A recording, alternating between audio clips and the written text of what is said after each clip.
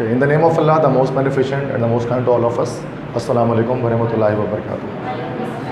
Yes, so this is Sir Naseem Zulfikar, and today I am going to conduct a seminar on ECAT and MDCAT for the admissions 2022. तो जितने भी students यहाँ पर इस वक्त मौजूद हैं, इस वक्त that is the 31st of October, और इस डेट पर जो बच्चे सेमिनार के लिए आते हैं इस मंथ में, वो मोस्ट प्रोबेबली दो तरह के स्टूडेंट्स होते हैं. द फर्स्ट वो जो MDCAT के लिए अप्लाई करना चाहते हैं, जो MBBS की तरफ जाना चाहते हैं वो, और सेकंड वो स्टूडेंट जो NUST के लिए अप्लाई करना चाहते हैं, national university of science and technology, इसके लिए अप्लाई करना चाहते हैं, या फिर NUST के अलावा PIAS के लिए या GIK के लिए अप्लाई करना चाहते हैं. NAD यूनिवर्सिटी वाले जो है ना, वो उनके लिए काफ़ी अर्ली है इस वाली प्रिपरेशन में, कि जो इस वक्त अगर आएंगे, चूँकि अगर वो थोड़ा सा अगर लेट भी आते हैं जनवरी-फेब के सेशन में, तब भी NAD की तैयारी जो है वो हो जाती है. बट जो आज का जो सेशन है या जो आज का जो सेमिनार है, वो top level top notch universities Pakistan की उसके बारे में है, और साथ में जो मेडिकल की यूनिवर्सिटीज़ है टॉप नॉच उनके बारे में. बिकॉज आप एक्स्ट्रा क्यूरियस बच्चे हैं जो यहाँ पर इस वक्त बैठे हैं, क्योंकि अभी सेकेंड ईयर की क्लासेस भी अभी आपकी स्टार्टिंग हुई होंगी, और अभी से आपने अब सोच लिया है कि नहीं एप्टीट्यूड की क्लासेस के बारे में भी कुछ करना है, और एप्टीट्यूड को भी हमें जो है वो अच्छी तरह से तैयारी करनी है. और ये बहुत अच्छा फैसला है आपका अगर आपने इसको सोचा है तो. अभी हम देखेंगे क्यों. चूँकि एक मोस्ट हमारे यहाँ एक नॉर्मली एक जहन में होता है ना कि जो है वो एप्टीट्यूड की तैयारी जो है वो सेकेंड ईयर के रिजल्ट्स के बाद करनी है. एक अरसे तक वो जहन में रहा, लेकिन अब वो वाली चीज़ नहीं है. अब तो टेस्ट जो है वो सेकेंड ईयर के एग्ज़ाम से पहले भी हो जाते हैं. ठीक है, मैक्सिमम टेस्ट ऐसे हैं. तो आज उनके बारे में डिस्कस करेंगे. तो सेमिनार को इनिशियली स्टार्ट करते हैं. तो सबसे पहले कि how we are selecting our career nowadays, के आजकल हम किस तरह से अपने करियर को सेलेक्ट करते हैं, क्या तरीका होता है. तो सबसे पहले हम स्कूलिंग अपनी कंप्लीट करते हैं, मैट्रिकुलेशन, देन हाई स्कूल या कॉलेज में आते हैं, देन अपने हम इंटरमीडिएट को कंप्लीट करते हैं. अच्छा, कोई कैम्ब्रिज बोर्ड से यहाँ पर है, A2 से या A1 से, A levels O levels, nobody is there, सारे इंटरमीडिएट वाले हैं. ठीक है, तो हम हाई स्कूल या कॉलेज हम कवर करते हैं. देन हाई स्कूल या कॉलेज के बाद फिर हम बेस्ट यूनिवर्सिटीज़ को सर्च करते हैं करंट डिमांडिंग फील्ड्स के साथ, कि बेस्ट यूनिवर्सिटी कौन सी है पाकिस्तान की और उनके अंदर डिमांडिंग फील्ड्स कौन सी आजकल चल रही हैं. आफ्टर दैट हम एडमिशन गेट करते हैं वहाँ पर और स्टडी स्टार्ट करते हैं. देन यूनिवर्सिटी की एडमिशन, जब यूनिवर्सिटी की क्लासेस या जो उसकी एजुकेशन है जब वो कंप्लीट हो जाती है, तो फिर हम क्या करते हैं, जॉब सर्चिंग स्टार्ट करते हैं विद गुड पे स्केल, अच्छी पे स्केल के साथ, और उसके बाद done with job start living with compromises. तो ये फिर उसके बाद जॉब स्टार्ट करने के बाद ज़िंदगी आगे चलती रहती है. This is the whole life pattern of a Pakistani student, from school life till the professional life. और यही हो रहा होता है. इसमें माइन्यूट से तब्दीली की नीड होती है, कुछ ना कुछ चेंजिंग की नीड होती है, जो आज मैं बताऊँगा आपको किस तरह से आप यूनिवर्सिटीज़, बेस्ट यूनिवर्सिटीज़ को आप सिलेक्ट कर सकते हैं. देखो, आफ्टर मैट्रिकुलेशन आप क्या करते हैं, आप या तो इंटरमीडिएट करते हैं प्री इंजीनियरिंग से, या प्री मेडिकल से, या कंप्यूटर साइंस से. अब इस वक्त क्लास में जितने भी बच्चे बैठे हैं उनका ताल्लुक इनमें से किसी एक इदारे से हो सकता है, या किसी एक ब्रांच से हो सकता है. इधर they will be pre medical, pre engineering और कंप्यूटर साइंस किसी एक से उनका ताल्लुक होगा. ठीक है, तो प्री इंजीनियरिंग वाले कितने हैं यहाँ पर, हैंड रेस करें. प्री इंजीनियरिंग वाले हैंड रेस करें प्लीज़. Okay, hand down. और बाकी जितने भी आई थिंक वो मेडिकल, कंप्यूटर साइंस वाले कोई हैं, CS वाले जो इंटरमीडिएट कंप्यूटर साइंस से कर रहे हो, anybody, anyone, nobody is there. ठीक है, तो मैं उसको डिस्कस नहीं कर रहा फिलहाल. इंटरमीडिएट प्री इंजीनियरिंग के बाद आपके पास दो चॉइसेस होती हैं, either you will do BE, bachelor of engineering of 4 years, और you will go for BS, that is bachelor of studies, that is 4 years programme as well. But this BS actually ये research field है. Research की तरफ अगर आप जाना चाहते हैं तो BS, और अगर आप इंजीनियरिंग साइड पे जाना चाहते हो तो BE. पाकिस्तान के अंदर मोस्टली बच्चे BE ज्वाइन करना चाहते हैं, बिकॉज जॉब स्कोप इसका ज़्यादा है कंपैरेटिवली BS इंडस्ट्रीज़ के अंदर. इस तरह इंटरमीडिएट की जब बात करें, ठीक है, पीछे मोबाइल दे दो, पीछे बिल्कुल सब बैठे. तो इंटरमीडिएट की जब हम बात करें, ठीक है, प्री मेडिकल से, तो आप मेडिकल वाले स्टूडेंट्स क्या कर सकते हैं आफ्टर इंटरमीडिएट, वो MBBS, BDS, PharmD, DPT, इनमें से कोई एक कर सकते हैं. MBBS the first choice, the very first choice of the students, कि वो MBBS की तरफ जाएं, जो 5 years का कोर्स है, जिसके बाद आप एक फिजिशियन, एक डॉक्टर बन जाते हैं. आफ्टर दैट, या फिर आप BDS की तरफ जाते हैं, अगर MBBS नहीं कर पाए, नहीं हुआ अगर MBBS में, तो कोशिश करते हैं BDS में चले जाएं, bachelor of dental surgery, that is also 5 years course. After that you will become dentist. अच्छा, MBBS और BDS इन दोनों के लिए PMC चाहिए पूरे पाकिस्तान में, उसके बारे में भी डिटेल में आऊँगा. अभी स्टार्ट कर रहा हूँ, ओपन अप कर रहा हूँ चीज़ों को. ये सारी चीज़ें रिकॉर्डेड हो रही हैं, ठीक है, सब चीज़ें यूट्यूब पे अपलोड हो जाएंगी रात तक। तो अगर आपको कोई चीज़ें अगर नहीं समझ में आती हैं, मैं तेज़ी में बोल कर निकल जाता हूँ, तो आप रिव्यू कर सकते हैं, ठीक है, और शेयर भी कर सकते हैं जो स्टूडेंट्स के साथ जो यहाँ पर नहीं आ सके। MBBS PDS, देन अगर वो भी नहीं हो पाता तो फार्मेसी फार्म डी करते हैं। इसके लिए यूनिवर्सिटी अपना टेस्ट अलग ले रही होती है, ठीक है, और फार्म डी में भी अगर आप नहीं कर पाए तो फिर आप DPT की तरफ जाते हैं, that is doctor of physiotherapy या फिजियोथेरापिस्ट जो कहलाते हैं। They all are actually doctors. आप कोई भी डिग्री में से ले लेंगे ना, आप डॉक्टर कहलाएंगे, you will be a doctor, either you will do MBBS, MPDS, pharm D, DPT, you are doctors, ठीक है। बट MBBS की वर्थ सबसे ज़्यादा है, तो स्टूडेंट्स इसी तरफ जाना चाहते हैं। जो जनरल फिजिशियन होते हैं वो MBBS होते हैं, ठीक है। कंप्यूटर साइंस में बात नहीं कर रहा फिलहाल। अच्छा, थोड़ी सी बात पहले इंजीनियरिंग के हवाले से कर लेता हूँ।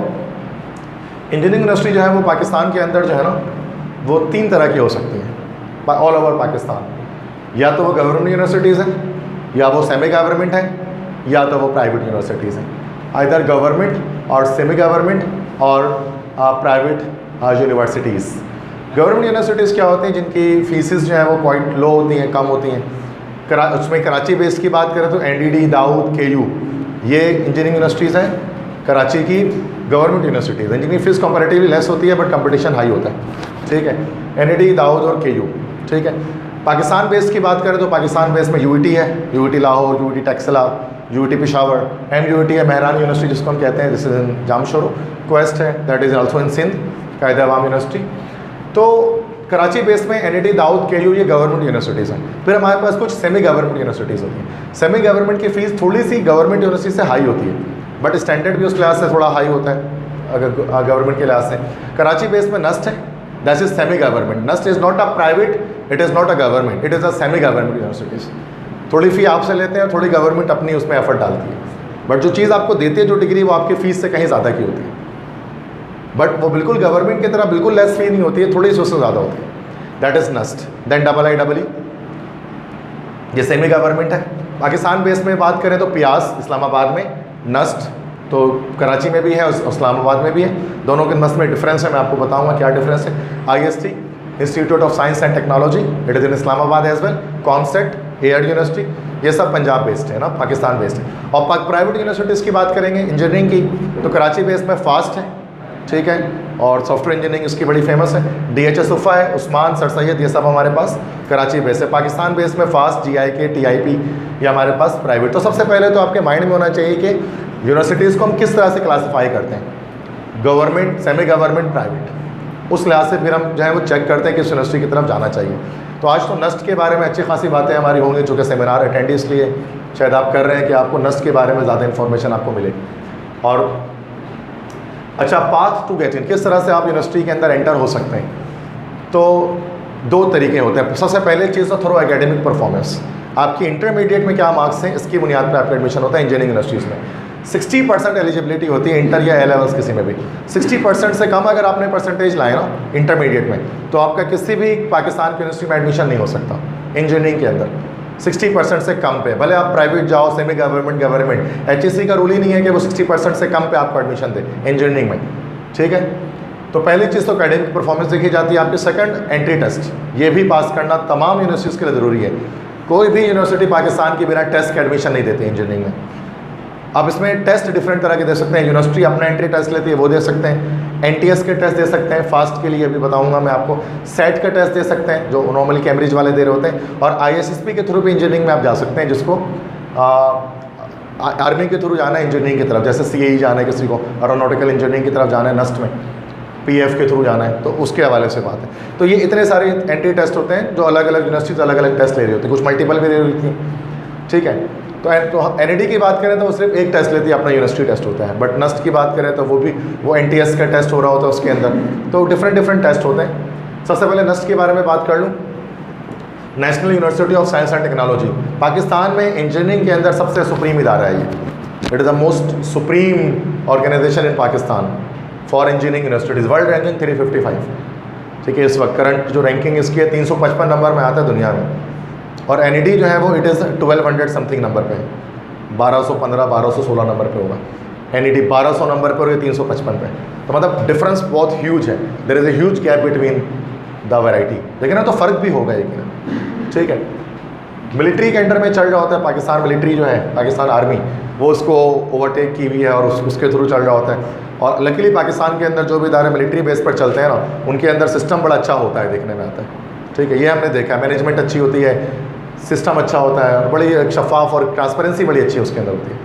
मिलिट्री वाले जितने भी इदारे आपको दिख सकते हैं। ठीक है, नस्ट में एडमिशन के लिए आपको 10% मैट्रिक में, अच्छा जो ओवरऑल एग्रीगेट बनता है, टेस्ट बहुत ज़्यादा मैटर करता है नस्ट के लिए। 75% जो है वो एंट्री टेस्ट के मार्क्स मैटर करते हैं, 10% मैट्रिक और 15% एंटर, और 75% तक एंट्री टेस्ट। मतलब आपके इंटर में परसेंटेज अगर बी ग्रेड में भी है, 65 है, 70 भी है, अगर आपके टेस्ट में अच्छा नंबर आते हैं तो फिर आप नस्ट के लिए जा सकते हैं। ठीक है, तो ये टेस्ट बहुत ज़्यादा मैटर करता है इसके अंदर, क्योंकि हम मैट्रिक और एग्रीगेट की बात करें तो मैट्रिक और इंटर इतना ज़्यादा मैटर नहीं करती नस्ट के लिए। साल में 3 टेस्ट होते हैं नस्ट के, जिसको नेट 1, नेट 2, नेट 3 कहा जाता है। दिसंबर में नेट 1 होने वाला है, नेट 2 होगा मार्च में, और नेट 3 होगा जुलाई में। इन तीनों में से किसी भी एक टेस्ट को बेस्ट 1 विल बी कंसिडर। आप तीनों टेस्ट दे सकते हैं, you can give all the 3 test, इनमें से बेस्ट 1 कंसिडर किया जाएगा। तो अभी पहले ही टेस्ट तो दिसंबर में होने वाला है, आई थिंक सो कि उसके लिए इतना वक्त नहीं है अब कि आप नेट 1 की तैयारी करें, जो कि दिसंबर तो जस्ट नवंबर कल से स्टार्ट है एंड दिसंबर है।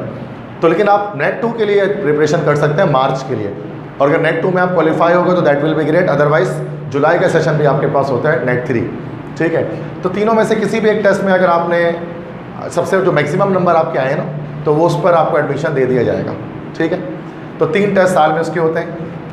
सब्जेक्ट्स क्या होते हैं टेस्ट के अंदर? 1, 2, 3, 4, 5 5 सब्जेक्ट होते हैं। ठीक है, मैथ्स 80 मार्क्स का होता है, फिजिक्स 60 मार्क्स का होता है टेस्ट के अंदर जो सब्जेक्ट होते हैं। तो मैथ्स और फिजिक्स बहुत बड़ा पोर्शन, 140 मार्क्स मैथ्स और फिजिक्स बनाते हैं। देन केमिस्ट्री 30, इंग्लिश 20, और IQ के क्वेश्चन होते हैं, इंटेलिजेंस क्वेश्चन के 10 क्वेश्चन होते हैं। तो टोटल हमारे पास इस तरह से यहाँ पर आप देख सकते हैं, तो मार्क्स जो हैं वो फिजिक्स और मैथ्स के ज़्यादा हैं, केमिस्ट्री के कम, इंग्लिश के थोड़े कम, और IQ के सबसे कम है। और इसमें आपको स्कोर कितना करना पड़ता है इन तमाम में से? तो स्कोर करने के लिए आपको जो है वो कराची के लिए जो है स्कोरिंग वो कम है।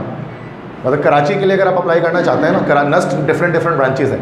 नस्ट कराची जो है ना, वहाँ पर अगर आप 135, 140 भी स्कोर करते हैं टेस्ट में, तो आपके बहुत ब्राइट चांसेस होते हैं कि आपको एडमिशन मिल जाए। लेकिन नस्ट इस्लामाबाद के लिए क्या होता है कि फिर परसेंट जो मार्क्स है मेरिट हाई होता है, क्योंकि और वैसे भी नस्ट इस्लामाबाद ज़्यादा बेहतर है बाकी तमाम नस्ट से, और ज़्यादातर बच्चे चाहते ही हैं कि वो नस्ट इस्लामाबाद में जाकर पढ़ें। बट अगर कोई नहीं जा सकता वहाँ, तो फिर नस्ट कराची के लिए वो अप्लाई करते हैं। उसमें 135, 140 पे हो जाता है, और उनको बहुत मुश्किल नहीं है। नस्ट कराची अचीव करना कोई मुश्किल नहीं है, जहाँ तक मैं समझता हूँ। नस्ट इस्लामाबाद के लिए करनी पड़ती है मेहनत बहुत ज़्यादा। फ़ी क्या है भाई पर सेमेस्टर की फीस 1,15,000 है पर सेमेस्टर इनकी, 1,15,000 रुपये सेमेस्टर फीस है। इन स्कॉलरशिप्स अवेलेबल है, स्कॉलरशिप के लिए अप्लाई कर सकते हैं। फ़ी में 50% तक जो है वो कंसेशन हो जाती है नस्ट के अंदर। नीड बेस्ड स्कॉलरशिप भी है, और नीड बेस के साथ मेरिट बेस्ड स्कॉलरशिप भी इसके अंदर मौजूद है। दोनों तरह की है। नीड बेस्ड स्कॉलरशिप जिसमें आप जस्ट बताते हैं कि मैं चूँकि फ़ी अफोर्ड नहीं कर सकता, तो फिर आप मुझे स्कॉलरशिप दी जाए। और एक मेरिट बेस्ड होती है जिसमें क्या होता है कि आप अपने क्लास में सबसे टॉप पर हो, और उसकी वजह से आपको मेरिटोरियस होने पर आपको दे दिया जाएगा एडमिशन, वो स्कॉलरशिप, तो वो मेरिट बेस्ड होती है। तो fee 1,15,000 is not very much to ask, because इसी फ़ी में आपको प्राइवेट यूनिवर्सिटीज़ कराची में जो है ना, सर सैयद हो गई, UIT हो गई, वो भी ऑफर कर रही होती है। But there is a huge difference between the degrees of sir Syed and NUST. Fee के डिफरेंस की बात नहीं कर, रेफरेंस है टेस्ट में ना, टेस्ट में भी सर सैयद में एडमिशन गेट करना बहुत आसान है, पर इस बात नस्ट में एडमिशन गेट करना है। फ़ी तो कंपैरेटिवली सेम है, ज़्यादा डिफरेंस में। 6 महीने का, 6 मंथ्स का एक सेमेस्टर है। तो 1,15,000 आपको 6 महीने में जमा कराने, ठीक है। फिर अगले 6 महीने 1,15,000। बट फिर मैं बता रहा हूँ बेटा कि अगर आपको नस्ट में जाना है ना, तो आप अपना माइंड नस्ट का बना लें। कोई ज़रूरत नहीं है कि आप इसके बारे में परेशान हो कि फ़ी कैसे अफोर्ड होगी या फिर ये किस तरह होगा। स्कॉलरशिप्स मिल जाती हैं, ईजिली मिल जाती है नस्ट के अंदर, ठीक है। क्योंकि ये बहुत सुप्रीम इदारा है ना, ये जो फ़ी ये ले रहा है ना, ये फ़ी है भी कुछ नहीं। जो चीज़ आपको ऑफ़र कर रहे हैं ना, उसके मुकाबले में ये फ़ी कुछ नहीं है। इसी जैसी चीज़ GIK आपको ऑफ़र करता है, गुलाम इसाक खान, और उसकी फ़ी मैं आपको दिखाऊंगा कितनी है, ठीक है। वो प्योरली प्राइवेट है। नस्ट के कैंपसेस कितने बच्चों? नस्ट के कैंपसेस काफ़ी सारे इस्लामाबाद में हैं, रिसालपुर में, रावलपिंडी, कोयटा, कराची। कराची में जो नस्ट है ना, नस्ट कराची, जिसको PNEC कहा जाता है, नेवी के अंडर में चलता है, पाकिस्तान नेवी इंजीनियरिंग कॉलेज कहते हैं उसको, नस्ट कराची भी कहलाता है ये। इसमें सिर्फ 3 फील्ड्स हमारे पास हैं, 3 फील्ड में से एक फील्ड अप्लाई कर सकते हैं, मैकेनिकल, इलेक्ट्रिकल, नेवल आर्किटेक्चर, बस इसके अलावा नहीं है। अगर आपको इसके अलावा बाकी फील्ड्स चाहिए कुछ और ना, तो वो आपको नस इस्लामाबाद में मिलेंगे। Mechanical, electrical, computer science, software engineering, civil, environmental, geo informatics, chemical, metallurgy, architecture. तो ये देखें सबसे ज़्यादा फील्ड्स इस्लामाबाद में, कुछ रावलपिंडी में है, कुछ कोयटा में है, कुछ रिसालपुर में। रिसालपुर में आपका एरोनॉटिकल इंजीनियरिंग है, एवियोनिक्स, एरोस्पेस। बट अगर कराची में आप नस कराची जाना चाहते हैं तो इन तीन में से आपको एक फील्ड लेनी पड़ेगी। कंप्यूटर की कोई फील्ड नस कराची के अंदर नहीं है। अगर आप कंप्यूटर की तरफ जाना चाहते हैं ना, बीइंग सॉफ्टवेयर इंजीनियर, उस तरह की कोई चीज़, तो नस कराची के बजाय फिर फास्ट की तरफ आप जाएँ, वो मच बेटर होगा। नस कराची में कंप्यूटर की कोई फील्ड नहीं है, मैकेनिकल, इलेक्ट्रिकल और वो तीन फील्ड है। बाकी अगर आप नस से ही पढ़ना है कंप्यूटर साइंस तो आप इस्लामाबाद जाएँ, इस्लामाबाद में फिर एडमिशन होगा, या फिर डिफरेंट और सिटीज़ में। ठीक है, तो ये मैंने कैंपसेस बताया कि नस के कैंपसेस कौन कौन से हैं।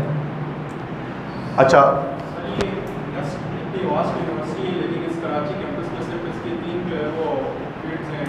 यस, बिकॉज ये जो कि आर्मी जो है ना, वो ज़्यादातर आपको पता रावलपिंडी में है। जो आर्मी के जो मेन जो गढ़ कह सकते हैं उसका ना, वो रावलपिंडी है, GHQ वगैरह। तो उन्होंने आसपास के इलाकों में इसलिए नस्ट के वो बनाए हुए, क्योंकि उनके अपने ही लोग GHQ के वहाँ पर ट्रेनिंग कर रहे होते हैं, सिग्नल ट्रांसमिशन के लिए अलग फील्ड है, बहुत सारी बनाई हुई। तो उनको पंजाब में ही बनाना था, अपने हेडक्वार्टर के आसपास ज़्यादा। कराची में तो नेवी वगैरह, देखो ना, कराची में नस्ट है भी तो आर्मी वालों को नहीं है, नेवी वालों का है, पाक नेवी इंजीनियरिंग कॉलेज, इसलिए ज़्यादा फील्ड्स नहीं है।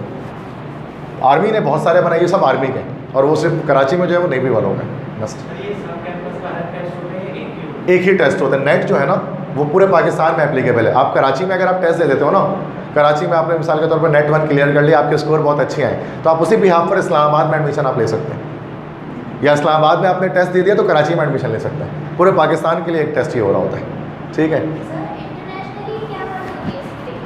तो मैंने आपको बेटा बताया कि इंटरनेशनली वर्थ कैसे देखने में आती है कि वर्ल्ड रैंकिंग से, क्या वो टॉप 500 यूनिवर्सिटीज़ में उसका शुमार हो रहा है। अगर किसी भी यूनिवर्सिटी का दुनिया की टॉप 500 में शुमार हो रहा ना, if it is included in top 500 than it means किसकी वर्थ है, क्योंकि टॉप 500 में हो या ना 355, एक अच्छी वर्थ है ये। ठीक है, पाकिस्तान में तो है ही, पाकिस्तान में तो सबसे ऊपर है, दुनिया भर की बात कर रहा हूँ मैं। ठीक है, तो कि नस्ट का आप नाम लेंगे ना, दुनिया उसको जानती है, व्हाट इज़ नस्ट। NIT का नाम फिर भी आप ले तो शायद लोग ना जाने उसको कि विच इज़ दिस यूनिवर्सिटी, क्योंकि इंटरनेशनली इसके इतने रोड नहीं है।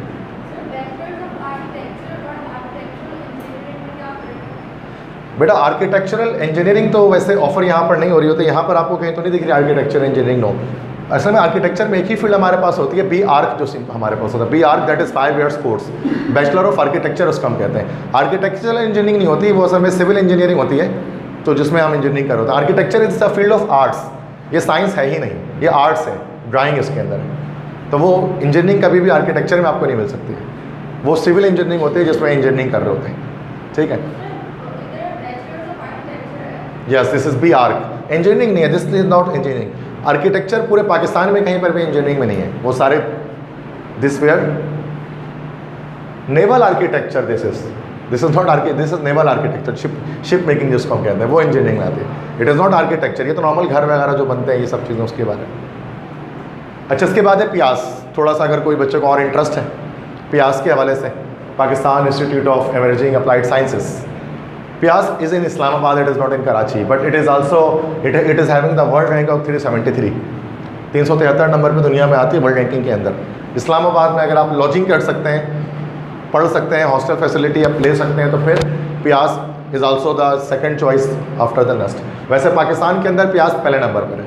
अगर आप PEC है, पाकिस्तान इंजीनियरिंग काउंसिल, वो क्या करती है कि वो हर साल टॉप 10 इदारों की ना लिस्ट बनाती है, तो PIAS उसमें नस्ट से भी ऊपर आता है, सेकंड पे नस्ट आता है, फर्स्ट पे PIAS आता है। लेकिन वर्ल्ड रैंकिंग के अंदर जो है वो PIAS नीचे है नस्ट से, क्योंकि वर्ल्ड रैंकिंग बनती है रिसर्च की बुनियाद पर। रिसर्च कहाँ ज़्यादा होता है, नस्ट में ज़्यादा रिसर्चेज है, दैट्स वाई। PIAS में 10% मैट्रिक, 40% इंटर, 50% इंडी टेस्ट, इसमें भी टेस्ट अच्छा खासा मैटर कर रहा है। एक्सपेक्टेड टेस्ट इसका एक ही टेस्ट होता है साल में, जुलाई 2022 में होगा, जुलाई के महीने में। मैथ्स 30, फिजिक्स 30, केमिस्ट्री 30, इंग्लिश के 10 MCQs आते हैं टोटल। 100 मार्क्स के टेस्ट होता है। ओपन मेरिट एडमिशन्स होते हैं, इसका एक फ़ायदा है, ओपन मेरिट मतलब no domicile system, open merit है। आपको डोमिसाइल पाकिस्तान में कहीं का भी हो, किसी को फ़र्क नहीं पड़ता, आप सिंध के हैं, आप पंजाब के हैं, आप बलूचिस्तान के, आप कश्मीर के हैं, अगर आपने टेस्ट क्लियर कर लिया, आपका मेरिट है, तो आप एडमिशन ले सकते हैं PIAS में। कोई डोमिसाइल सिस्टम नहीं है। स्कॉलरशिप यहाँ पर भी अवेलेबल होती है। फीस मैं आपको दिखा देता हूँ कि अगर आप फुल फी पे करना चाहते हैं तो उसमें फील्ड्स कौन कौन सी हैं, chemical, CSIT, electrical, materials, mechanical और MS फिजिक्स से, BS फिजिक्स से, it is not the engineering. तो इनकी फ़ी आप देख सकते हैं कि ये जो पर ईयर जिनकी फ़ीस होती है 98,200 है, या 1,48,1 लाख के करीब है, तो फीस उनकी रिलेटिवली नस से कम होती है, ठीक है, बट उसकी वैल्यू भी डिग्री की ज़्यादा है। लेकिन सिर्फ एक ड्रॉबैक है, वो ये कि कराची में नहीं है, इस्लामाबाद में। तो अगर वहाँ जा सकते हैं तो ये भी बहुत अच्छी यूनिवर्सिटी है, कम फ़ी के अंदर आप अच्छी स्टडीज़ कर सकते हैं। अच्छा, नस का जो टेस्ट होता है पीछे, जैसे कि मैं आपको बता रहा था नस के हवाले से, नस का जो टेस्ट होता है इन सब मार्क्स के में, तो ये फेडरल बोर्ड से इसकी चीज़ें आ रही होती हैं ना।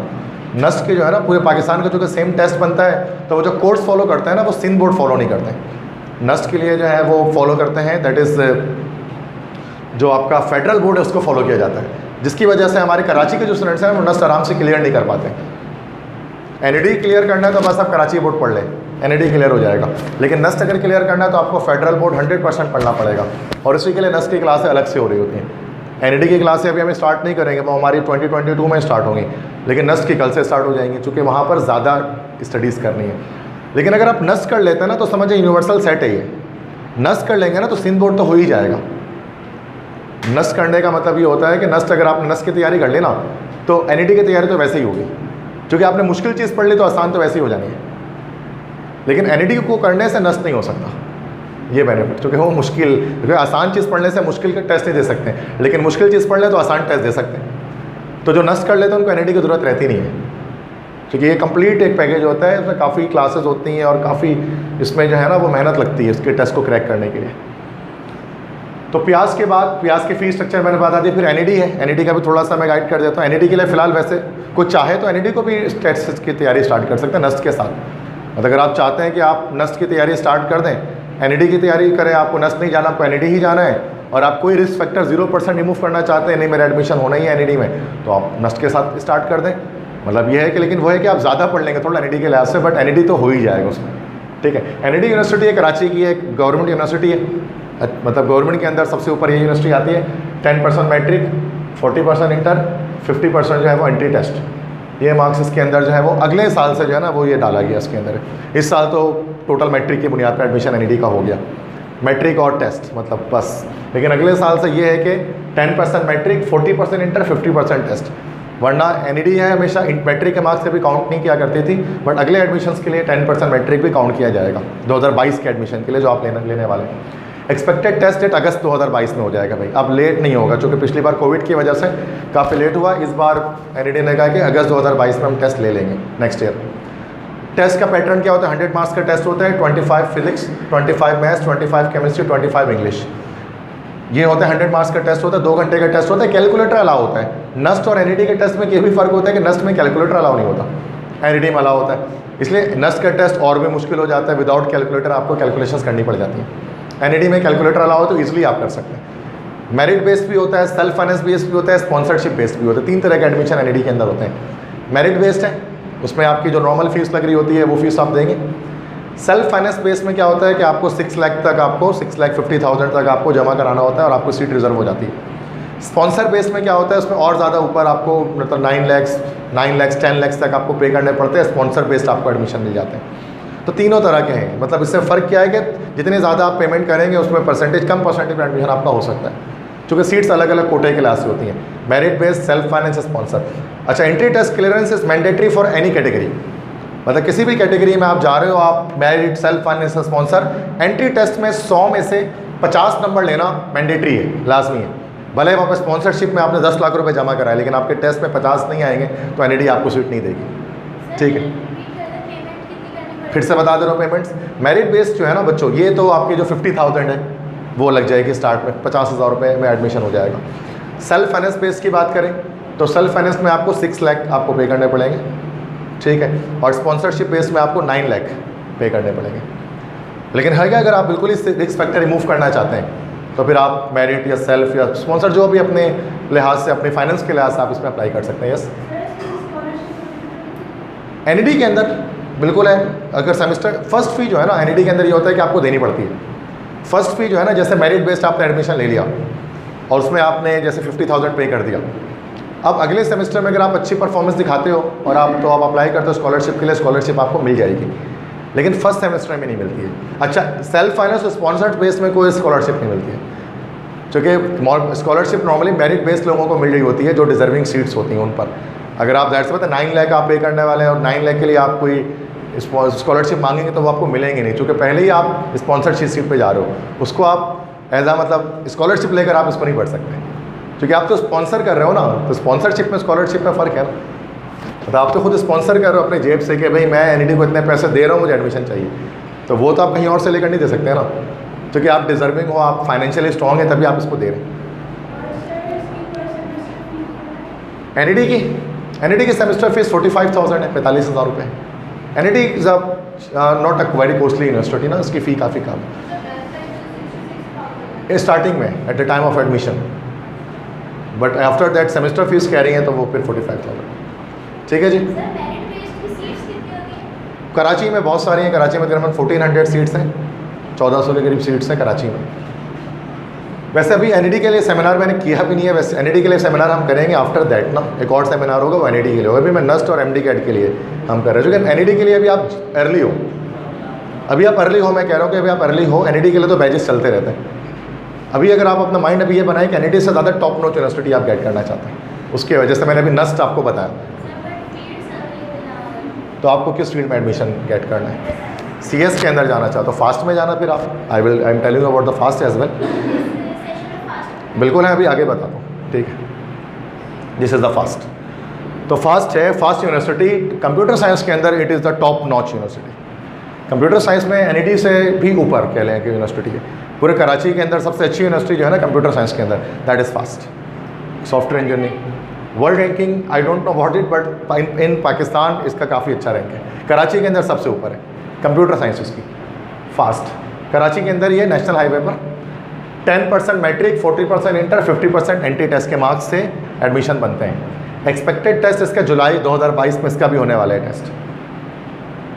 अच्छा, advance math 20 marks, general math 40 marks और फिजिक्स 20, इंग्लिश 10, IQ 10, ये इसका टेस्ट पैटर्न है कि इंग्लिश के 10 नंबर, IQ के 10, फिजिक्स के 20, जनरल मैथ के 40 और एडवांस मैथ के 20 क्वेश्चन इसके आस्क किए जाते हैं। फीस की पर क्रेडिट आवर के लिहाज से, अगर सेमेस्टर के लिहाज से देखें तो 1,27,000, बट ये प्राइवेट यूनिवर्सिटी है, दैट्स वाई। तो उसकी फ़ीस 1,27,000 रुपये पर सेमेस्टर के हैं, 6 महीने की फ़ीस है। बट अगर आप फीस अफोर्ड कर सकते हैं तो फिर फास्ट आपके लिए, कंप्यूटर साइंस के लिए बहुत सुप्रीम इदारा है, ठीक है, मतलब एनईडी से ऊपर है कह ले तो। वरना तो नहीं हो सका तो एनईडी या फिर यूबीआईटी भी हो सकता है, लेकिन अगर हो जाए तो फिर it will be the best.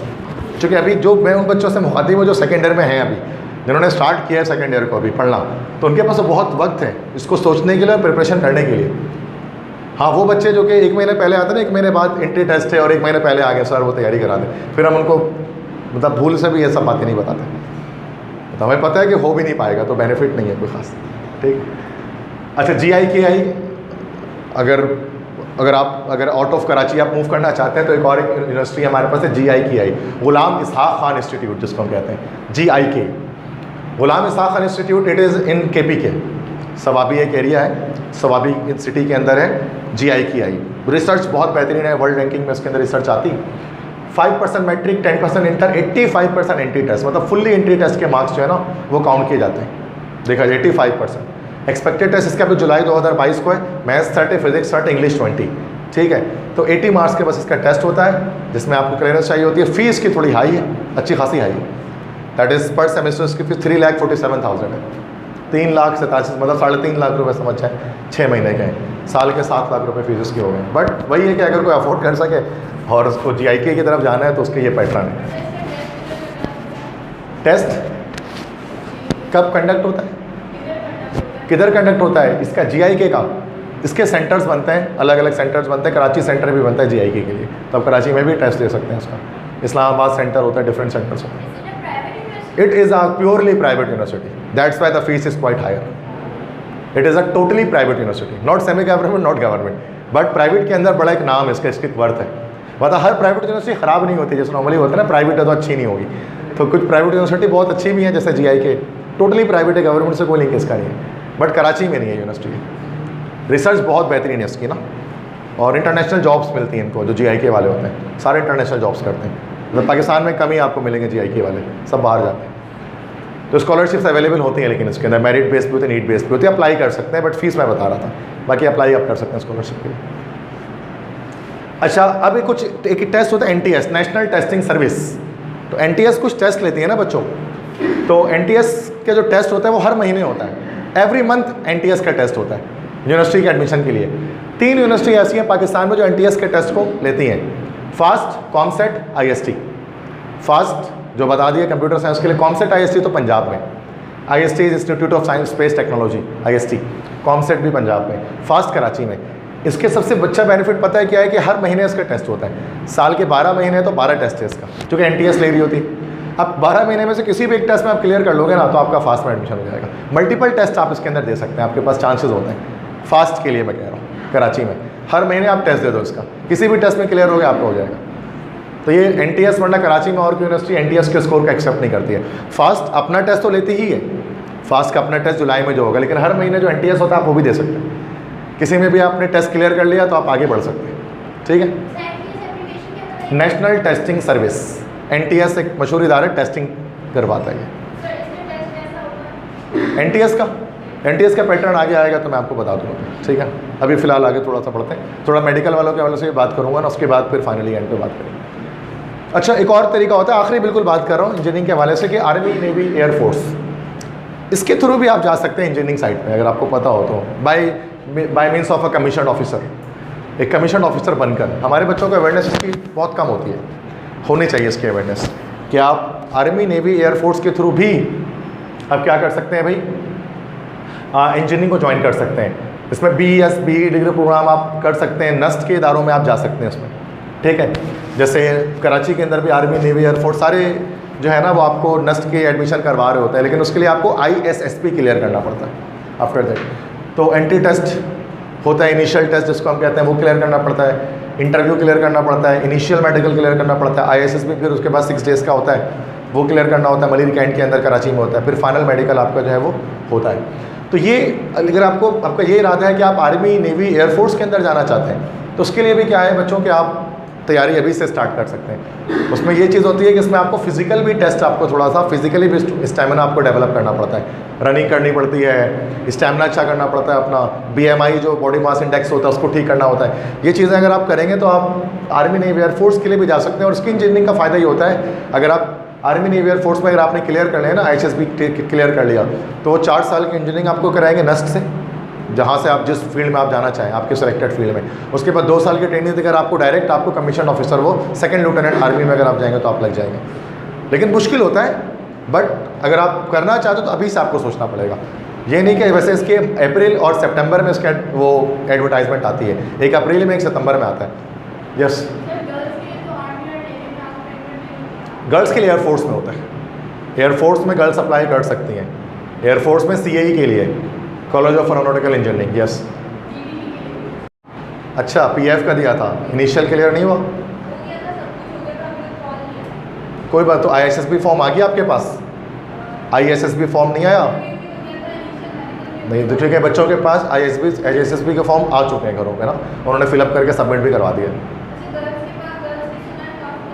Come seats होती हैं, बहुत कम सीट्स होती है, कंपटीशन काफ़ी टफ होता है, बट फिर भी होने वालों को तो दैट सी बात होता तो है। और ये कि पहले से सोचना पड़ता है उसके बारे में ना, एयर बैक 12 मंथ्स पहले आपको सोचना पड़ता है कि मुझे 12 महीनों के बाद ये करना है। लेकिन बच्चे हमारे क्या करते हैं, वो बहुत स्लाइटली छोटे से शॉर्ट पीरियड में क्यों ना वो तैयारी करना चाहते हैं, जो नहीं होता है। अप्रैल और सितंबर में आर्मी, नेवी, एयरफोर्स की ओपनिंग होती है। इसमें सबसे अच्छी बेनिफिट ये है कि आप इंजीनियरिंग कर लेते हैं, फ्री ऑफ कॉस्ट कर लेते हैं, और साथ में आपको फिर जॉब भी मिल जाती है। एज ए कमीशन ऑफिसर आप चले जाते हैं। कमीशन ऑफिसर का मतलब क्या होता है कि आप लेफ्टिनेंट बने, 2 साल के बाद आप लेफ्टिनेंट बनेंगे, फिर 2 साल के बाद आप बन जाते हैं कैप्टन, 2 साल के बाद मेजर, 2 साल के बाद आप बन जाते हैं कमांडर, फिर 2 साल के बाद आप बन जाते हैं मतलब कर्नल, फिर लेफ्टिनेंट कॉलोनियल, फिर ब्रिगेडियर, फिर जर्नल। हर 2-2 साल में क्या होता है कि आपकी पोस्ट ऊपर होती रहती है। तो बहुत बेहतरीन है अगर कोई बच्चा इस तरफ जाना चाहे तो। यस,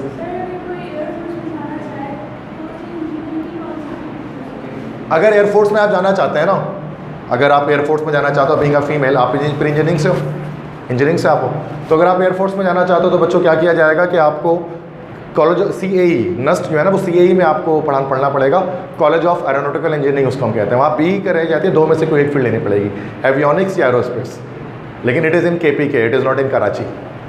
तो बट बाकी तमाम गर्ल्स वहीं पर होती हैं, ठीक है, तो वो हो सकता है। तो कंप्लीट एक मेडिकल टेस्ट इसके अंदर होता है। इनिशियल मेडिकल मतलब उसमें एक है ना कि एक हाइट होती है, हाइट हो गई, BMI हो गई, स्टेमिना हो गया, ये सारी चीज़ों को उसमें नोट किया जाता है। तो उसको फिर चेक करते हैं, तो काफ़ी डिटेल्ड मेडिकल एग्जामिनेशन होता है आर्मी के अंदर, तो वो करते हैं, तो फिर वो नॉट रिकमेंड कर देते हैं।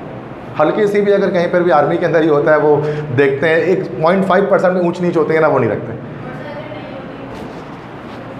नहीं होते फिर लाजमी जाते हैं बच्चे, जाते हैं गए हैं इसलिए मैं कह रहा हूँ, ठीक है, it is. But after that आखिर में FAQ का पोर्शन आएगा, जब आप अपने क्वेश्चंस कर सकेंगे ना, तो फिर आप उस वक्त सवाल कर लीजिएगा, ठीक है, आखिरी में फिर जो मर्जी हो। अभी मैं उसको आगे ज़रा बढ़ता हूँ, ठीक है।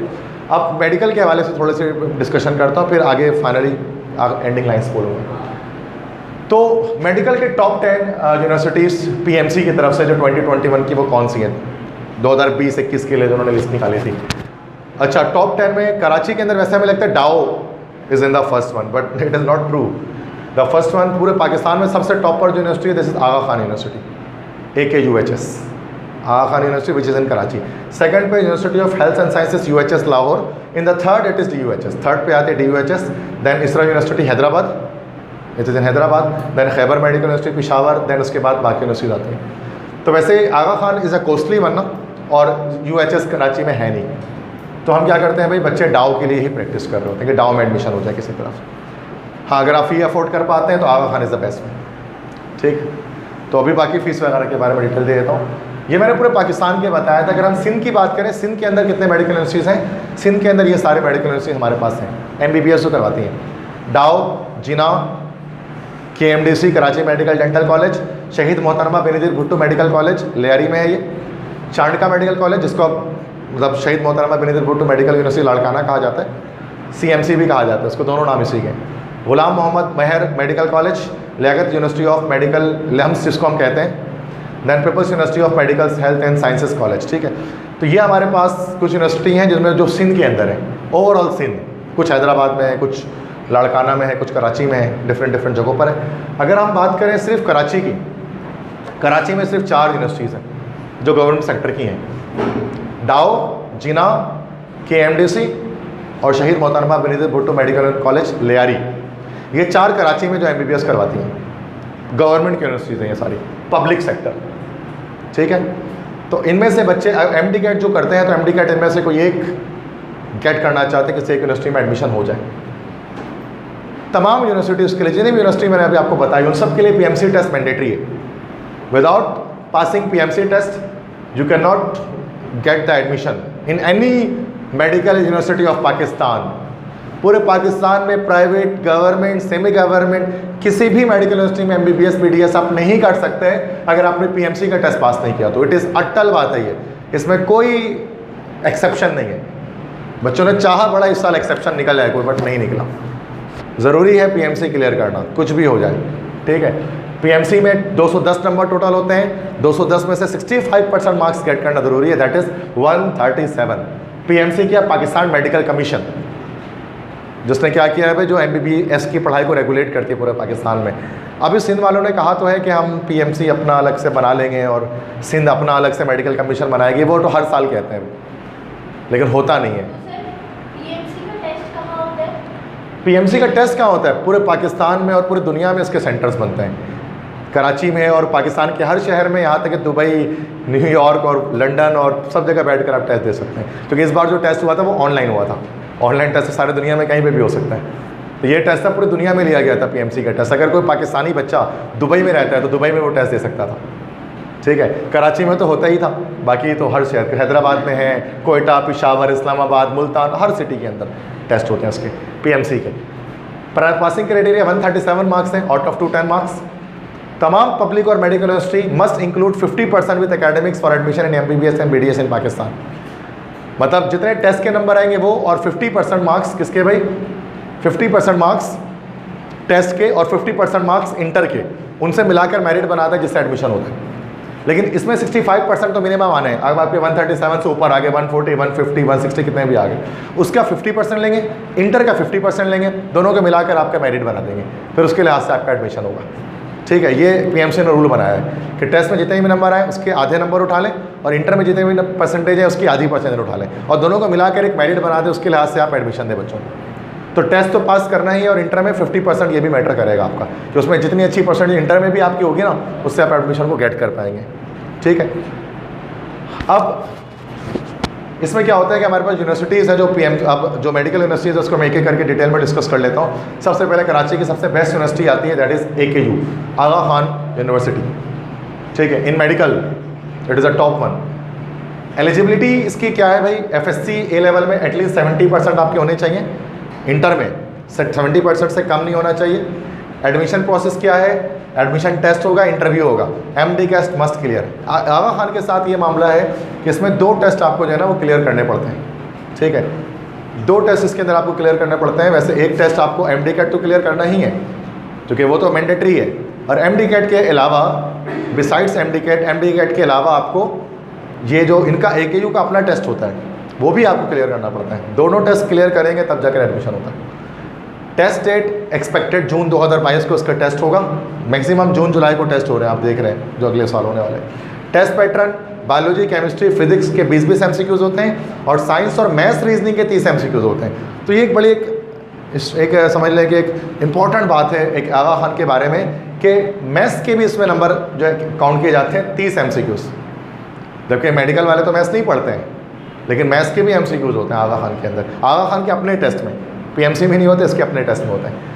PMC का जो अपना टेस्ट होता है वो 130-210 मार्क्स का होता है। इसमें physics, chemistry, mathematics, physics, chemistry, English, biology और उस तरह से लॉजिकल रीजनिंग इसके अंदर एज सब्जेक्ट एक होता है। लॉजिकल रीजनिंग उसके 10 MCQs होते हैं। लेकिन इसमें हम क्या होता है, आगा खान के टेस्ट में मैथ्स भी होता है। और पर एनुअल फीस उसकी कितनी है, that is 25 lakh per annum है। 25 लाख रुपए इसके जो है वो सालाना फ़ी है, 25 लाख। वैसे तो जाहिर सी बात है कि अब इस फी को अगर आप देखें तो it will B quite high कि मतलब इंजीनियरिंग यूनिवर्सिटीज़ की फ़ी इतनी हाई नहीं होती है, बट मेडिकल यूनिवर्सिटीज़ की फ़ी हाई होती है। तो प्राइवेट में 25 लाख रुपए 1 साल की इसके साल की फ़ी है। तो 5 साल में इस तरह से आप कह लें तो उसमें जो है फ़ी आपकी जो है वो हो जाती है, अच्छी खासी हो जाती है। बट इसमें फाइनेंशियल एड अवेलेबल है। अभी लास्ट टाइम मेरे स्टूडेंट ने हमारे स्टूडेंट ने दिया था, उन्होंने क्या किया था कि वो टेस्ट के लिए उन्होंने स्कॉलरशिप के लिए अप्लाई किया था कि वो टेस्ट की पेमेंट नहीं कर पा रहे थे, कि वो टेस्ट देने के लिए 5000 उनकी थी जो पेमेंट थी, तो वो नहीं थी। तो उन्होंने एप्लीकेशन लिखा था आगा खान वालों को, तो उन्होंने विदाउट एनी कॉस्ट उनको एडमिट कार्ड अलॉट कर दिया था। आगा खान में मैंने खुद भी सेमिनार्स अटेंड किए हैं, तो मैंने आगा खान में देखा है कि वहाँ पर आगा खान के वाइस चांसलर ये कहते हैं कि हमने आज तक कोई बच्चा फ़ीस की वजह से रोका नहीं है। आगा खान यूनिवर्सिटी ऐसी यूनिवर्सिटी है ना कि फ़ीस की वजह से कोई बच्चा आज तक नहीं रोका इसमें। वो कहते हैं बच्चा डिजर्विंग हो, हमारे टेस्ट तो क्लियर करें, फिर उसके बाद वो बहुत तरह के फाइनेंशियल एड देने के लिए एग्री होते हैं। उनमें से एक फाइनेंशियल एड तो ये होता है लोन देते हैं वो, मतलब 4 ईयर्स तक, 5 साल तक आप फ्री में पढ़ें, आप MBBS करें।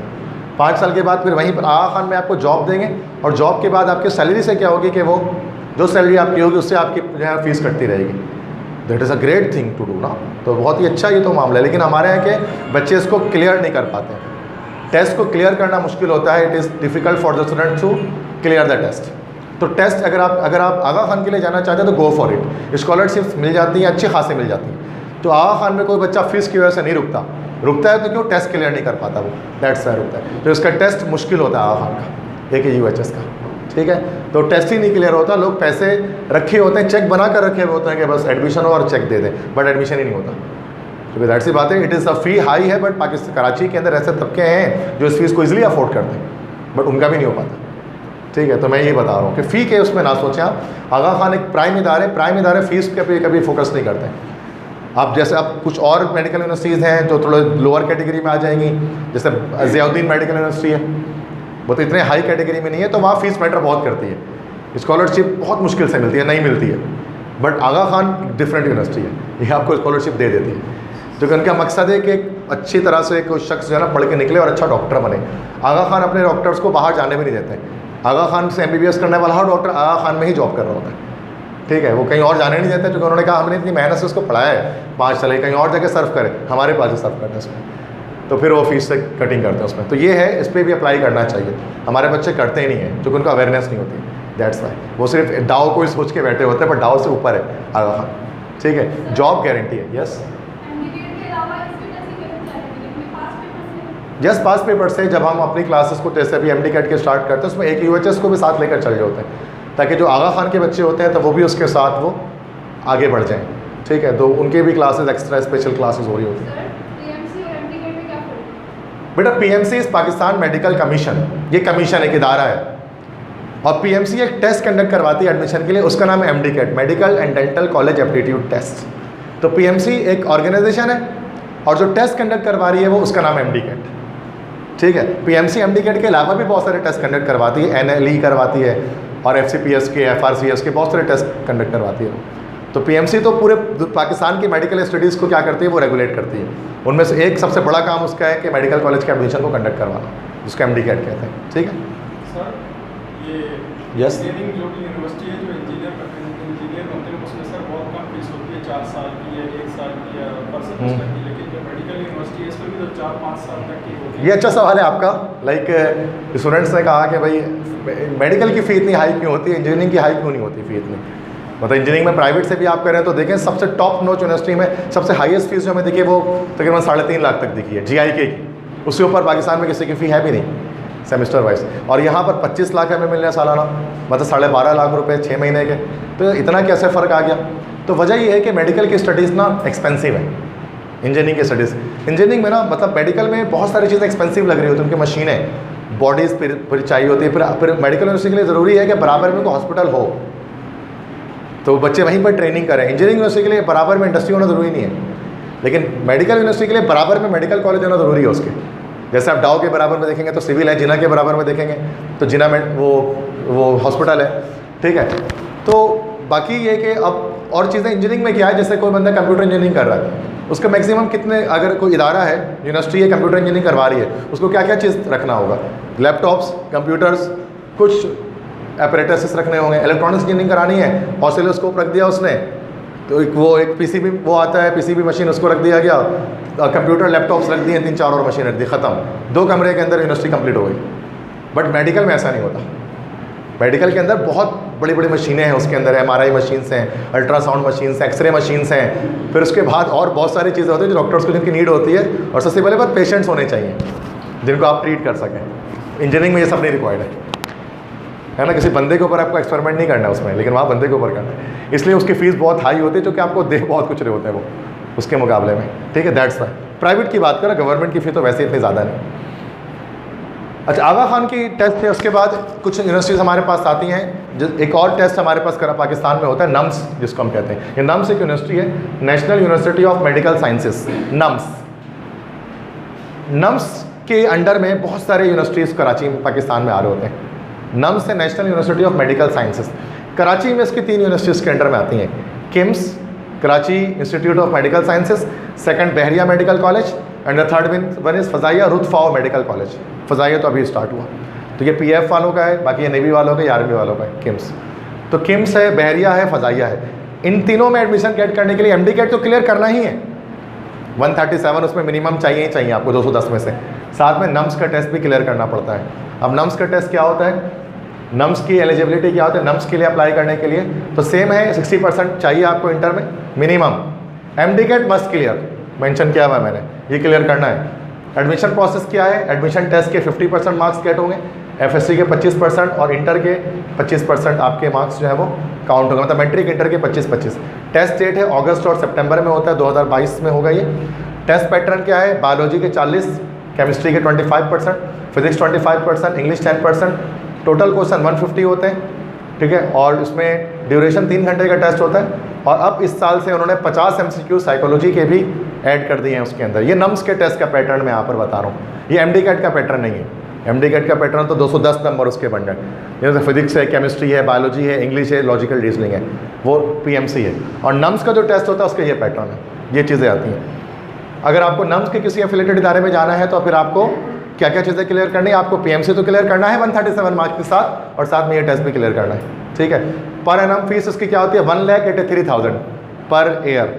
सालाना फीस 1,83,000। अच्छा बच्चों सुनो जरा, इसको समझ लो अब इसको ठीक से।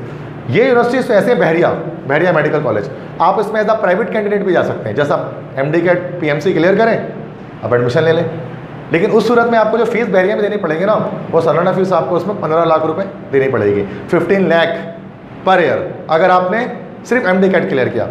अगर आप MD-कैट के साथ नम्स भी क्लियर कर लेते हो तब आपकी फ़ीस हो जाएगी 1,83,000 पर ईयर। ये बेनिफिट है नम्स क्लियर करने का, कि 15 लाख रुपए जो नॉर्मल बच्चे दे रहे हैं आपको 1,83,000 रुपये देने पड़ेंगे। लेकिन बहरिया और किम्स और फ़ज़ाइया रुतफ़ा ये भी अच्छा मेडिकल कॉलेज है, नम्स के आर्मी के अंडर में आ रहे होते हैं। जैसे नस्ट मैंने बताया ना, नस्ट क्या है, आर्मी वालों का इंजीनियरिंग ब्रांच है। बिल्कुल इसी तरह से जो मेडिकल वालों के लिए जो है ना, वो मिलिट्री ने क्या किया, नम्स को स्टार्ट किया। ये सब मिलिट्री कॉलेजेस हैं जिसमें आर्मी, नेवी, एयरफोर्स वाले होते हैं इसमें, ठीक है। यस, देखो स्कॉलरशिप की बात मैं इसलिए बता रहा हूँ, देखो अगर आप नम्स क्लियर कर रहे हो, if you are clearing the NUMS, then वैसे भी आपकी फ़ी काफ़ी कम हो गई। 1,83,000 पर ईयर है ये। अगर आप 90,000 पर सेमेस्टर, 90,000 है, मेडिकल के लिहाज से देखा जाए तो कुछ भी नहीं है फीस जो है, इट इज़, और उसमें भी स्कॉलरशिप मिल जाती है, बट वैसे भी फीस देखा जाए तो बहुत कम है। अगर हम इसी को कंपेयर आगा खान से करें जिनकी फ़ीस 25 लाख जो कहते हैं, तो वो तो बहुत सारी है, ठीक है, इसके मुकाबले। तो ये तो 1,83,000 है, बहुत कम है, ठीक है। तो इसमें अगर आप नम्स क्लियर कर लेते हो तो भी आपका एडमिशन हो जाता है। नम्स और MD कैट दोनों क्लियर करना पड़ेगा। तो नम्स के अंडर में ये इदारे आते हैं। तो ये बच्चों काफ़ी कन्फ्यूजन होती है कराची के स्टूडेंट्स के लिए, क्योंकि सुना नहीं होता कभी इस तरह चीज़ों के बारे में।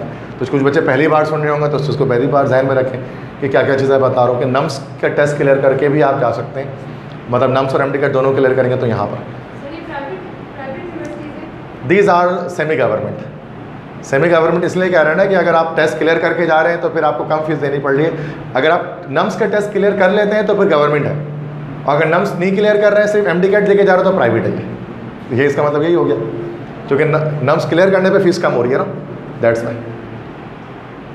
ठीक है स्टूडेंट्स, तो नम्स का बताया। अब आ जाओ जिसके लिए आप इंतजार में थे, government medical college in Karachi. अब MD कैट पर आपको सिर्फ MD कैट एक टेस्ट देने पर आपको कौन सा कॉलेज मिलेगा? सिर्फ एक टेस्ट क्लियर करने पे ये 4 आपको मिल सकते हैं, ये 4। आगा खान में 2 टेस्ट देने, आगा खान भी MD कैट भी, नम्स में 2 टेस्ट देने, MD कैट भी और नम्स भी। यहाँ पर आपको सिर्फ एक टेस्ट देना है। अब जो यूनिवर्सिटी बता रहा हूँ इसी को MD कैट कहा जाता है, ठीक है। डाउ के लिए, Dow university of health sciences, Jinnah Sindh medical university, Karachi medical dental college, LMC, Lyari medical college उसको हम कह रहे होते हैं। 4 यूनिवर्सिटीज़ हैं इस वक्त जो कराची में मौजूद हैं। एलिजिबिलिटी 60%। भाई मिनिमम इतना तो करना है। जो मेडिकल के स्टूडेंट बैठे हैं ना, जो अगले साल देंगे, अगर वो ना करना चाहे आगा खान, ओके है, नम्स की तरफ ना जाना चाहे, ओके है, बट एटलीस्ट इसको गेट करना है। अगर इसको भी नहीं गेट कर सके तो MBBS नहीं कर सकेंगे आप, ठीक है। अगर ये यहाँ से भी अगर आप चले गए, फिर आपको फिर वही KU फार्मेसी या फिर इस तरह की चीज़ों में आपको जाना पड़ेगा, जो डिफरेंट फील्ड्स की तरफ। तो क्या फैक्टर्स, एलिजिबिलिटी क्या है भाई? 60% एलिजिबिलिटी है, 60% तक आपके पास आपको इंटर में होने चाहिए। एडमिशन प्रोसेस क्या है? MD कैट 50%, मैट्रिक 10% और इंटर आपके 40%।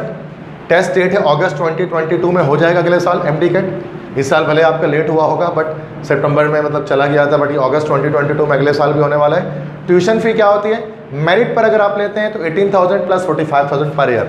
45,000 इसकी फ़ीस है, डाउ की, जिना की, KMDC की और लियारी मेडिकल कॉलेज की।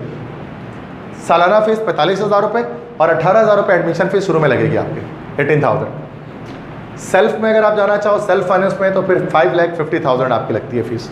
सेल्फ फाइनेंस में थोड़े से कम परसेंटेज पे भी एडमिशन हो जाता है, अगर नंबर थोड़े कम हो, ठीक है, पर ईयर। अगर आप अच्छे मार्क्स गेट करते हो, इंटर में आपके अच्छे, टेस्ट में आपके अच्छे स्कोर हैं, तो फिर आप इसमें जा सकते हैं कि आप जस्ट 45,000 ईयरली फीस है और 18,000 आपकी एडमिशन फीस है, डाउ में, JSMU में, KMDC में, LMC। तो ये लास्ट चॉइस होती है स्टूडेंट्स के लिए। अब कुछ बच्चों के लिए फर्स्ट चॉइस भी होती है, ये डिपेंड करता है आप जाना कहाँ चाहते हैं। कुछ बच्चों के लिए डाउ फर्स्ट चॉइस होती है, डाउ यूनिवर्सिटी ऑफ हेल्थ साइंसेज। तो आप उसके लिए आप इस तरह से देख लें, ये स्लाइड फिर आपके लिए। अगर आपने इससे ज़्यादा सुप्रीम इदारे में जाना चाहते हैं, नम्स के एफिलेटेड इदारों में, एक AKUHS में, फिर भी मैंने बता दी किस तरह से उसको करना है। एक्सपेक्टेड डेट्स क्या है बच्चों? इंटर के एग्जाम्स मई जून में हो जाएंगे 2022 में एक्सपेक्टेड।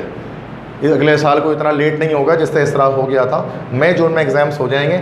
MD कैट एक्सपेक्टेड है अगस्त 22 में हो जाएगा। AKU का टेस्ट अप्रैल या मई में हो जाता है 2022 में, अगले साल अप्रैल मई में के 2 में से कि 1 मंथ में AKU हो जाएगा। नम्स का टेस्ट अगस्त या सितंबर 2022 में हो जाएगा। तो आप देख सकते हैं कि मई जून के फ़ौरन बाद अगस्त, अप्रैल में, अगस्त, सितंबर क्या हो रहा है कि एडमिशन। तो अगर आप सोचेंगे मैं इंटर के बाद टेस्ट की तैयारी करूँगा सेकेंडरी के बाद, तो कौन सा टेस्ट आप दे पाएंगे? कोई भी नहीं दे पाएंगे।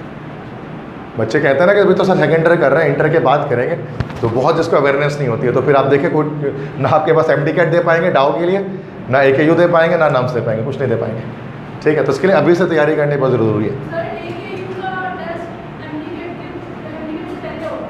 AKU देखो MD कैट है अगस्त में और AKU का टेस्ट है अप्रैल में, तो यकीनन पहले होगा। AKU पहले होता है, बाद में MD कैट होता है। बिल्कुल आप एमडी कैट भी दें, आप AQU भी दें, आप नम्स भी दें। देखिए एमडी कैट तो देना ही है, ये तो लाजिम व मलजूम है, it is necessary, it is mandatory. अब ये आपकी मर्जी है, आगा खान में जाना है तो इसके साथ ये दे दें, नम्स की यूनिवर्सिटी में जाना है तो एमडी कैट के साथ नम्स दे दें, ये तो देना ही है। इसके साथ ये दे दें या इसके साथ ये दे दें। अगर सिर्फ ये देंगे तो डाउ में और JSMU में और KMDC में एडमिशन होगा। समझ में आ रही बात क्या बताना चाहूँ? थोड़ा सा कॉम्प्लिकेटेड है बट समझ में आ जाएगी बात क्या बता रहा हूँ, ठीक है। अब start yearly and S your success या एस योर चांसेस। देखो यही मैं बता रहा हूँ ना कि जल्दी शुरू करोगे चांसेस होंगे जल्दी एडमिशन गेट करने की। अगर अभी से कल से अगर आप क्लासेस को स्टार्ट करेंगे तो उससे क्या बेनिफिट होगा? What will be the benefits of starting from the tomorrow? You will have good time for preparation. अच्छा वक्त आपको मिल जाएगा तैयारी करने के लिए टेस्ट की। Haves to understand the difference of courses, ये मैं आप सबके लिए बता रहा हूँ, एमडी कैट के लिए भी और नस्ट वाले भी जो अप्लाई करना चाहते हैं। अच्छा वक्त मिल जाएगा प्रिपरेशन के लिए। और डिफरेंस ऑफ कोर्सेज आपको पता लग जाएंगे क्या कोर्सेज में डिफरेंस है, ठीक है।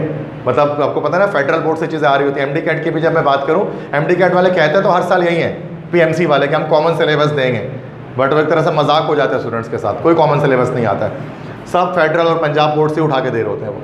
ये आपने सुना होगा इसके बारे में। तो वो कोई सिंध बोर्ड जैसे सिर्फ सिंध बोर्ड पढ़ा होता है उसका पास करना भी मुश्किल है कि वो पास भी नहीं कर पाता एमडी कैट के टेस्ट। 137 क्या 120 भी नहीं आ पाते। और जो स्टूडेंट्स इसमें रहते हैं ना सिंध बोर्ड से पढ़ के चले जाते हैं उनका एमडी कैट नहीं होता। ई कैट में नस्ट के अंदर फेडरल है। ई कैट में अगर आप नस्ट अप्लाई करना चाह रहे हो तो फेडरल है, कंप्लीट फेडरल कोर्स होता है। सिर्फ NED is the only institute जो आपको इंटरव्यूज पर आपके टेस्ट ले लेती है, सिर्फ सिंध बोर्ड वो अब नहीं पूछती फेडरल से, सिर्फ NED is the only one. But NED के लिए फिर वही बता रहा हूँ कि उसके लिए वक्त है अभी। देखो फेडरल पढ़ लिया ना तो सिंध पढ़ लिया आपने, अगर आपने फेडरल कर लिया तो सिंध वैसे ही हो गया, ठीक है। फेडरल में मिसाल के तौर पे लेट से मैं आपको एक एग्जांपल दे देता हूँ, let me give you an example. मेरा सब्जेक्ट केमिस्ट्री है, अगर आप यूट्यूब चैनल से मेरे आए हैं तो फिर आपको पता होगा मैं केमिस्ट्री पढ़ाता हूँ। तो केमिस्ट्री के अंदर आइसोमेरिज्म एक टॉपिक है, आइसोमेरिज्म सेकेंडरी केमिस्ट्री में। तो उसमें सिंध बोर्ड के अंदर कौन कौन से 4 आइसोमेरिज्म है? Position isomerism, chain isomerism, functional group isomerism, metamerism, बस ये 4 है। अब जो है फेडरल में क्या है, ये 4 तो हैं ही, साथ में टोटोमेरिज्म भी है और उसके साथ कुछ स्टीरियो आइसोमेरिज्म भी है जिसमें ज्योमेट्रिकल आइसोमेरिज्म और ऑप्टिकल आइसोमेरिज्म भी है। तो मतलब अगर आपने फेडरल पढ़ लिया तो आपने ज़्यादा ही पढ़ लिया सिंध से, ठीक। अगर आप नस्ट करोगे तो आपका NED तो हो ही गया, इसका मतलब ये मैं बता रहा हूँ।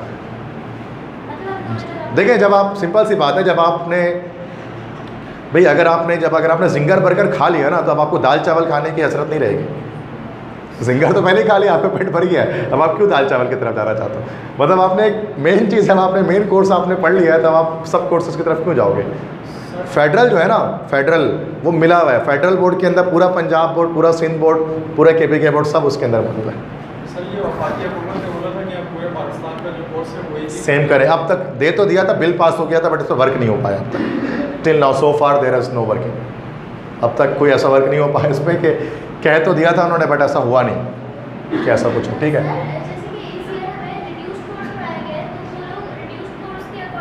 नहीं अच्छा, अभी कुछ क्वेश्चन है, अभी जस्ट फॉरन से just for to cut your question, अभी थोड़ी सी चीज़ें मैं आपको डिस्कस कर लेता हूँ, उसके बाद में FAQ आएगा ना, मतलब उसमें फिर क्वेश्चन आंसर का सेशन आएगा तो फिर 1 घंटा हमारे पास होगा, उसमें हम आपके क्वेश्चंस ले लेंगे जिसके भी कोई भी सवाल आते हैं। पहले मैं जस्ट इसको डिटेल में बता दूँ, डिस्कशन कर दूँ। तो गुड टाइम होगी प्रिपरेशन के लिए। कोर्सेज के बीच डिफरेंस पता लगेगा, क्या डिफरेंस है कोर्स का फेडरल में और सिंध में। Helps to revise your second year with conceptual learning, जो कि आप पढ़ते हो चुके, जब हम स्टार्ट करेंगे ना एप्टीट्यूड के सेशन को तो हम सेकेंड ईयर को ही स्टार्ट करेंगे पहले। तो सेकेंड ईयर जब आप एप्टीट्यूड के सेशन में पढ़ते हो ना तो आपको कॉन्सेप्चुअल लर्निंग आ रही होती है, जो कि वहाँ पर हम MCQ सॉल्व कर रहे होते हैं। और जब MCQ सॉल्व करना सीखते हैं तो आपके कॉन्सेप्ट अच्छे हो जाते हैं। तो सेकेंड ईयर में आपको बेनिफिट पहुँचेगा अगर आप अर्ली स्टार्ट करते हो MD कैट को। इंटर में आपको फिर ना MCQs के लिए अलग से मैथ करने की जरूरत नहीं पड़ेगी, क्योंकि MD कैट में तो साथ साथ आपका हो रहा होगा। Minimise the risk of accidental changes, मतलब खुदा ना खास्ता किसी का एडमिशन जैसे नहीं होता तो वो एक्सीडेंटल चेंजेस होते हैं, तो उसकी वजह, या फिर अगर एडमिशन करीब आ रहा है और आप उस वक्त टेस्ट की तैयारी करते हुए आप बीमार पड़ गए, अब आप नहीं क्लासेस ज्वाइन कर सकते, तो फिर क्या होगा? उसकी भी रिस्क मिनिमाइज हो जाती है कि पहले से आपने तैयारी की हुई है, ज़रूरत नहीं आगे। Help to maximise your opportunities, और आपकी अपॉर्चुनिटी मैक्सिमाइज हो जाएगी, मतलब आपके चांसेस ब्राइट हो जाएंगे एडमिशन को गेट करने के। स्टडी प्लान क्या होगा? बच्चे कहते हैं सर हम सेकेंड ईयर भी कर रहे हैं, अब हम एप्टीट्यूड भी करेंगे, तो how can we cope up with the situation, कैसे हो सकता है? तो इंटर के एग्जाम्स तो एक्सपेक्टेड आपको पता है मई जून में है 2022 में आप लोगों के सेकेंड ईयर के। मोस्ट यूनिवर्सिटीज एडमिशन डेडलाइन आपको पता है जुलाई अगस्त में ख़त्म हो जा रही है यूनिवर्सिटी की एडमिशन, ज़्यादातर जुलाई अगस्त में एडमिशन हो जा रहे हैं सारी universities. One way to get admission क्या है, एक तरीका जो मेरी सजेशन है कि इंटर जो है वो हम Monday Tuesday Wednesday Thursday Friday ये 5 दिन हम इंटर की क्लासेस करें। मतलब जो आप कर रहे होंगे कहीं किसी भी इंस्टीट्यूट में आप कर रहे होंगे इंटर की क्लासेस कर रहे होंगे, ये 5 डेज आप इंटर की क्लासेस करें और टेस्ट प्रिपरेशन आप 2 दिन सिर्फ दें, सैटरडे संडे बस। हफ्ते में ये 2 दिन टेस्ट के लिए आप दें, सैटरडे संडे हफ्ते और इतवार का दिन, और बाकी दिन आप इंटर की प्रिपरेशन करेंगे ना। और ये कब तक करते रहे, जब तक कि आपके एग्जाम्स नहीं हो जाते सेकेंड ईयर के, और जैसे सेकेंड ईयर के एग्जाम्स हो जाए फिर आप 6 डेज आप एप्टीट्यूड को स्टार्ट कर दें। इससे क्या होगा, आपकी मैक्सिमाइज हो जाएगी आपकी अपॉर्चुनिटीज़। यही बेस्ट वे है, यही सक्सेस डायरेक्शन है एमडी कैट को क्रैक करने का, नस्ट को क्रैक करने का, कि आप 5 दिन आप इंटर पढ़ें और 2 दिन आप सैटरडे संडे जो है ना वो बस एप्टीट्यूड की क्लासेस लेते हैं। ठीक है, इससे आपके दोनों चीज़ें डिस्टर्ब है, कोई एकेडमिक डिस्टर्ब होगी कि सर वो उर्दू भी करना है, इंग्लिश भी करना है, पीएसटी भी करना है, सर वो सब भी तो सिंध बोर्ड के अंदर है, उर्दू इंग्लिश पीएसटी वो कैसे करेंगे, उसको भी याद करना, तो वो डेज आपको मिल जाए उसके लिए। ठीक है, बाकी यस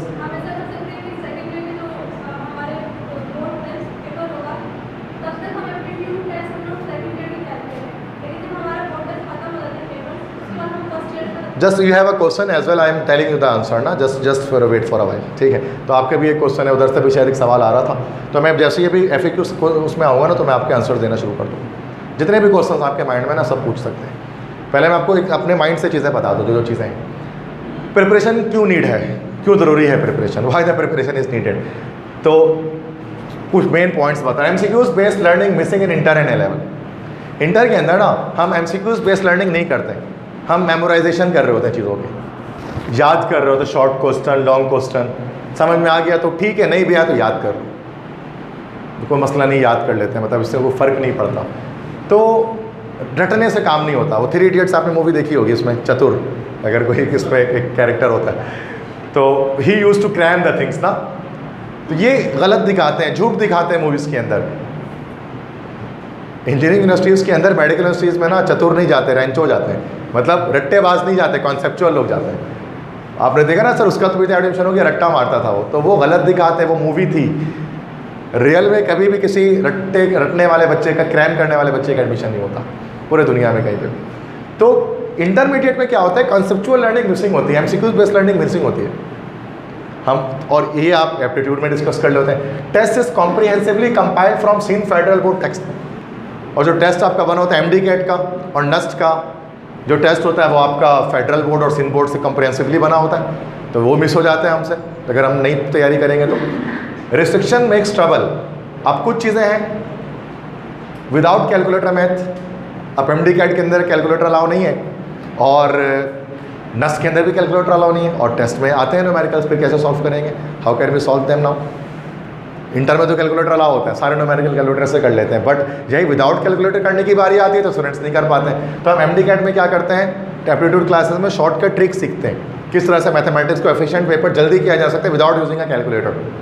ये चीज़ सीखी जाती है। नेगेटिव मार्किंग होती है इसके अंदर, जैसे कि नस्ट के टेस्ट के अंदर नेगेटिव मार्किंग होती है, MD कैट में तो इस बार नेगेटिव मार्किंग नहीं थी, लेकिन कुछ टेस्ट ऐसे होते हैं, डाउट के टेस्ट में नेगेटिव मार्किंग होती है। तो नेगेटिव मार्किंग जो टेस्ट के अंदर होती है तो उससे बड़ा मसला होता है। जो इंटर के अंदर तो ऐसा नहीं, हम तुक्का लगा देते हैं, कट गया तो चलो एक ही नंबर कटेगा, बट इसमें क्या होता है 1.25 मार्क्स कट जाते हैं एक गलत करने पर। तो नेगेटिव मार्किंग उसको हम कहते हैं, ये होती है। टाइम लिमिट्स इसके अंदर होते हैं कि 2 घंटे के अंदर आपको, जैसे 2.5 घंटा हमारे पास हो तो 2.5 घंटे में 210 सवाल आपको करने होते हैं। 210 question you have to attempt in just 2.5 hours.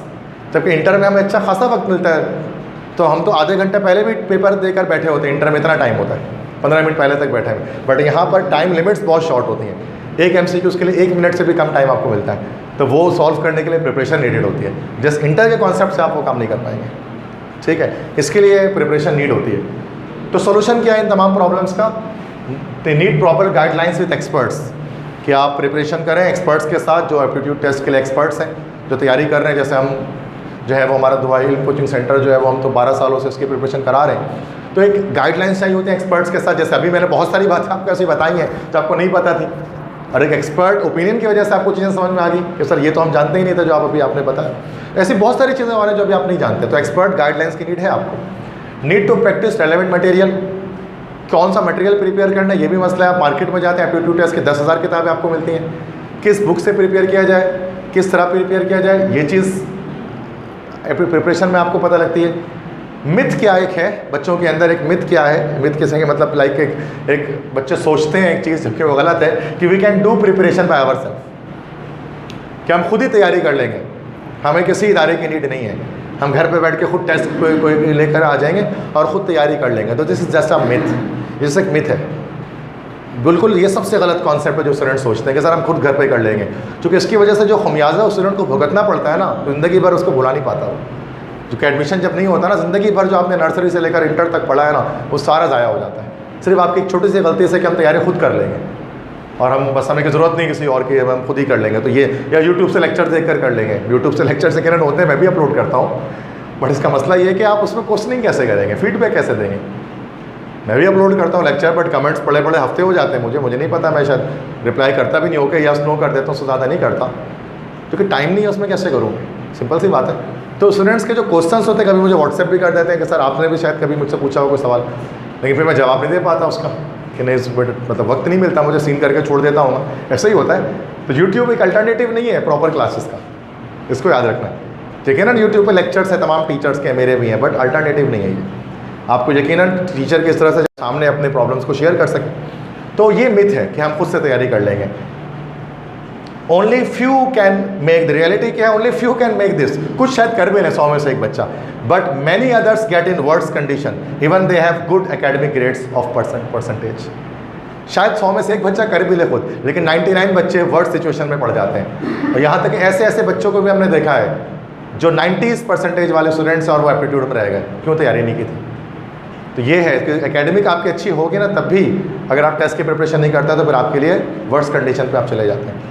चूँकि अच्छा आपको कभी आपके सीनियर्स बोलेंगे ना बेटा तैयारी नहीं करो, तो मैंने भी अपनी बात करूँ ना तो फिर जाहिर सी बात है कि मेरे वक्तों में मैंने दाऊद से इंजीनियरिंग किया, 2010 में मेरा इनरोलमेंट था, तो उस वक्त मैंने तैयारी नहीं की थी कहीं से, उस वक्त कोई करता भी नहीं था। उस वक्त आसान टेस्ट आता था, उस वक्त कंपटीशन नहीं होता था, उस वक्त लोगों का हो जाता था एडमिशन आराम से। अब 2022 का जो आप टेस्ट देंगे कंपटीशन बहुत है, every student want to become a doctor और एन इंजीनियर, हर बच्चा चाहता है वो डॉक्टर बन जाए, इंजीनियर बन जाए। इसकी वजह से यूनिवर्सिटी ने अपना टेस्ट मुश्किल कर दिया है, क्राइटेरिया मुश्किल कर दिया है। तो क्या हो रहा है कि आप जितने आराम से पहले कर लेते थे ना कि घर बैठ के एडमिशन कर लिया, अब नहीं हो पाता।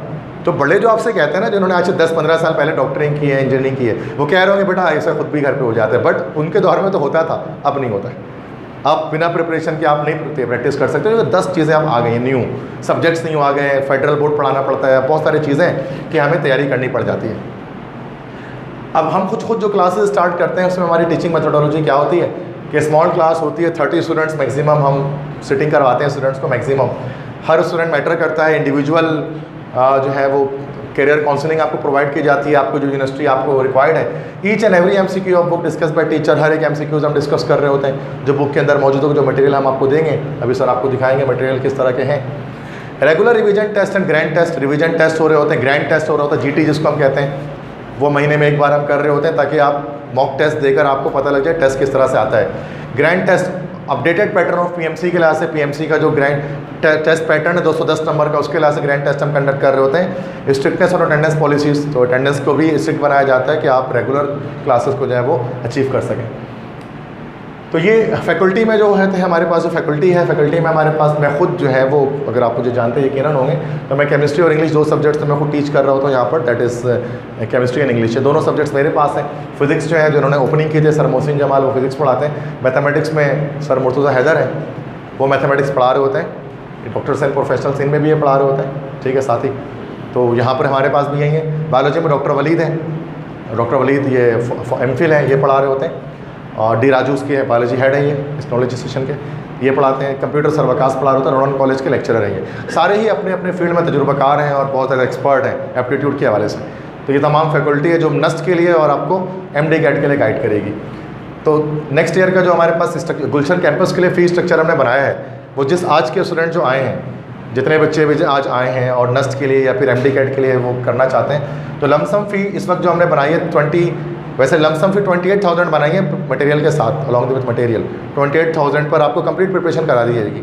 और जो आज रजिस्टर कर लेंगे ना, आज ही फॉर्म सबमिट करवा देंगे, आज ही फॉर्म ले लेंगे, तो उनको 25,000 पर कर दिया जाएगा। फिर नेक्स्ट टाइम जो आएंगे उनको 28,000 पर जो है ना वो फीस, ये कंप्लीट एयर की फ़ीस है with material, and it is the lowest fee structure you know in the vicinity of this area in गुलशन इकबाल।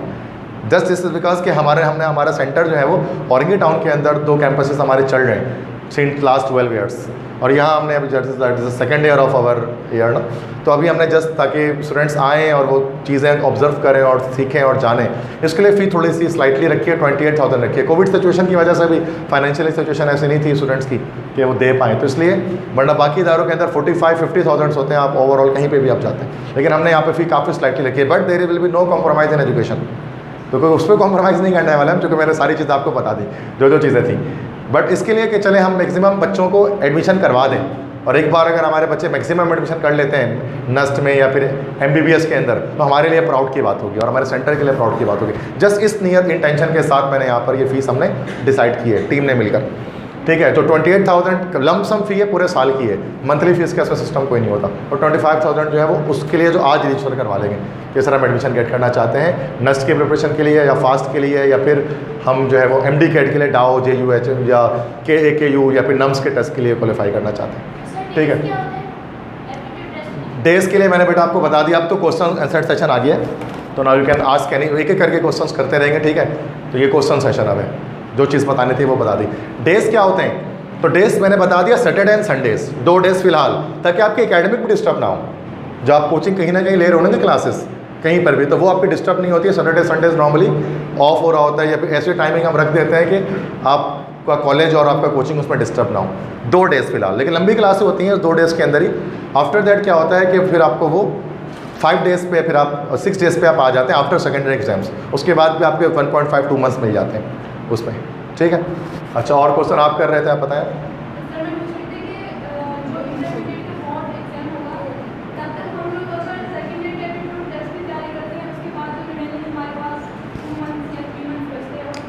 यही मैं आपको बता रहा हूँ कि अभी अगर हम एप्टीट्यूड टेस्ट की क्लासेस स्टार्ट करेंगे तो हम सेकेंड ईयर को पहले स्टार्ट करेंगे, और सेकेंड ईयर तक हमारा सेकेंड ईयर ही चलेगा। फिर जब सेकेंड ईयर के एग्जाम्स हो जाएंगे फिर हम फर्स्ट ईयर की तरफ आ जाएंगे। यही एक स्ट्रैटेजी है जो कराची में फॉलो की जाती है, क्योंकि अगर आप फर्स्ट ईयर करेंगे ना तो फिर वो माइंड मिक्सअप आपका हो जाएगा, फर्स्ट ईयर सेकेंड ईयर दोनों ना, क्योंकि सेकेंड ईयर भी तो पढ़ना है ना, तो सेकेंड ईयर के वक्त सेकेंड ईयर की स्टडीज़ करते हैं, फिर after the exam first year की स्टडीज़ करते हैं। बेटा देखो, ये जनरल टेस्ट होता है, अभी PMC का जो टेस्ट होता है, आप मेडिकल से हो, इंजीनियरिंग से हो, तो ये जनरल टेस्ट होता है।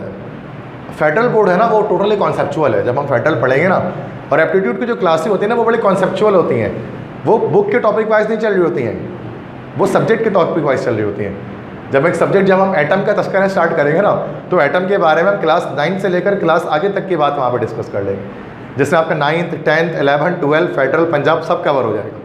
कि जब टीचर लेक्चर देते हैं ना, तो इस तरह का कॉम्प्रिहेंसिव लेक्चर होता है कि उसमें सारे बोर्ड कवर हो जाते हैं, ठीक है। तो फिर उसके लिए आपको अलग से कोई रीड करने की नीड नहीं पड़ती है कि आपको बिग रीड करो, आप जस्ट लेक्चर लो, हमारे नोट्स को फॉलो करो, आप जो हमारा स्पेशल मटेरियल है जो हमारा खुद का बनाया हुआ है, आपको नीड नहीं पड़ती उसके बाद कि आप बुक रीडिंग करो बैठ कर खुद से, अगर आप क्लासेस रेगुलर ले रहे हो। Any more question? जिस मटेरियल के साथ है 25,000 is along with the material, and कोई इसके अलावा कोई और एक्स्ट्रा चार्जेस इसके अंदर इंक्लूडेड नहीं है थ्रू आउट द ईयर। अब जब तक एडमिशन आपका होता है इन जैसे अगस्त में जो टेस्ट आपका होगा, तब तक कोई फीस आपकी नहीं लगेगी, ठीक है। It is the only fee. Yes girl?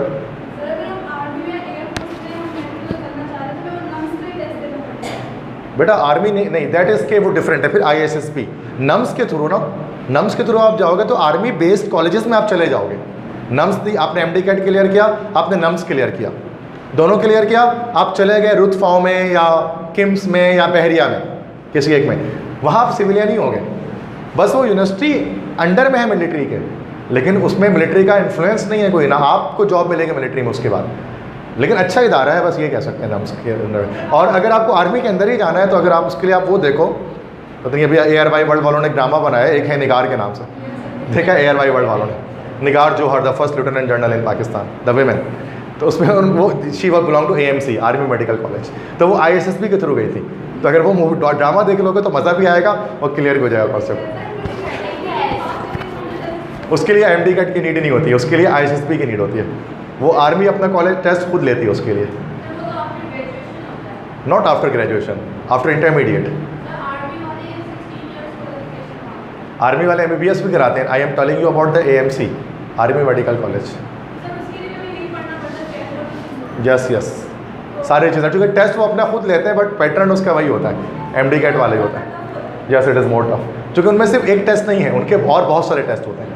क्योंकि अगर आप ISSB के थ्रू जाओगे ना, तो आप सिर्फ एकेडमिक टेस्ट नहीं दोगे, बल्कि उसके अलावा जो ISSB का अपना टेस्ट है, फिजिकल, मेडिकल, साइकोलॉजिकल, ये सारे इंटरव्यूज, SSB सब देना पड़ेगा। उसकी फ़ीस क्या है? कोई फीस नहीं है, ज़ीरो, डबल ज़ीरो।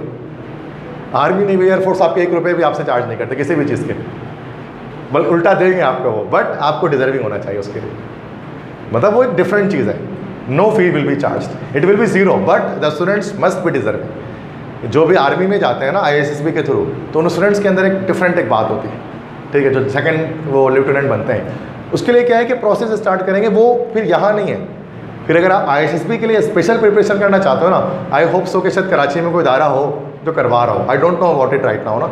अगर करा रहा है तो you need to go there, वहाँ पर वो फिजिकल ये सब चीज़ें, इंटरव्यूज़ वगैरह ये सब पे डील करते हैं। हम यहाँ पर ज़्यादातर डील कर रहे हैं किनके लिए? MD कैट के हवाले से डील कर रहे हैं। तो वो आर्मी का वो डिफरेंट है, उसके लिए या तो वैसे शायद कराची में है भी नहीं, बच्चे खुद ही कर रहे होते हैं घर पे बैठ के बुक्स वगैरह से। I don't think so Karachi में कोई इदारा है जो तैयारी कराता है SSB की। जी जी जी, यस दिस इज, हाँ बिल्कुल वो सब कवर होंगे, तभी एप्टीट्यूड नेसेसरी है कि फर्स्ट ईयर जो आपने फर्स्ट ईयर के एग्जाम्स आपने दिए हैं, वो पहली बात तो आपने रिड्यूस सिलेबस से दिए हैं। तो रिड्यूस सिलेबस से दिए हैं तो वो 60% कोर्स आपके रिड्यूस हो गया था, 40% जस्ट था, तो बाकी 60% को तो आइडिया नहीं है। लेकिन उससे टेस्ट आया तो यही सबसे बड़ी वजह थी कि PMC के अंदर, NED के अंदर बड़ी तादाद में बच्चे रुके टेस्ट में। क्यों रुक गए? चूँकि उन्होंने जो चीज़ें नहीं पढ़ी हुई थी इंटर में, वो चीज़ें आ गई। चूँकि वो फर्स्ट ईयर थे प्रमोटेड, और सेकंड ईयर उन्होंने पढ़ा रिड्यूस सिलेबस, तो फर्स्ट ईयर तो 0% उनको आती थी चीज़ें, और सेकंड ईयर में उनको 40% चीज़ें आती थी सिर्फ। इसकी वजह से PMC में बड़ा मसला आया और साथ में यहाँ पर पढ़ा। तो आप लोगों के साथ भी मसला आएगा, चूँकि फर्स्ट ईयर में भी आपने रिड्यूस सिलेबस पढ़ा हुआ है। तो ये है कि वो चीज़ें कवर की जाएंगी इसमें भाई जब टेस्ट प्रिपरेशन करेंगे। बेटा आपका सवाल है कोई?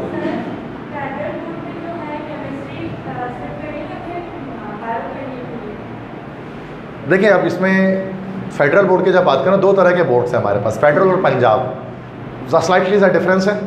पंजाब बोर्ड थोड़ा सा ज़्यादा एक्सटेंसिव है फेडरल बोर्ड से।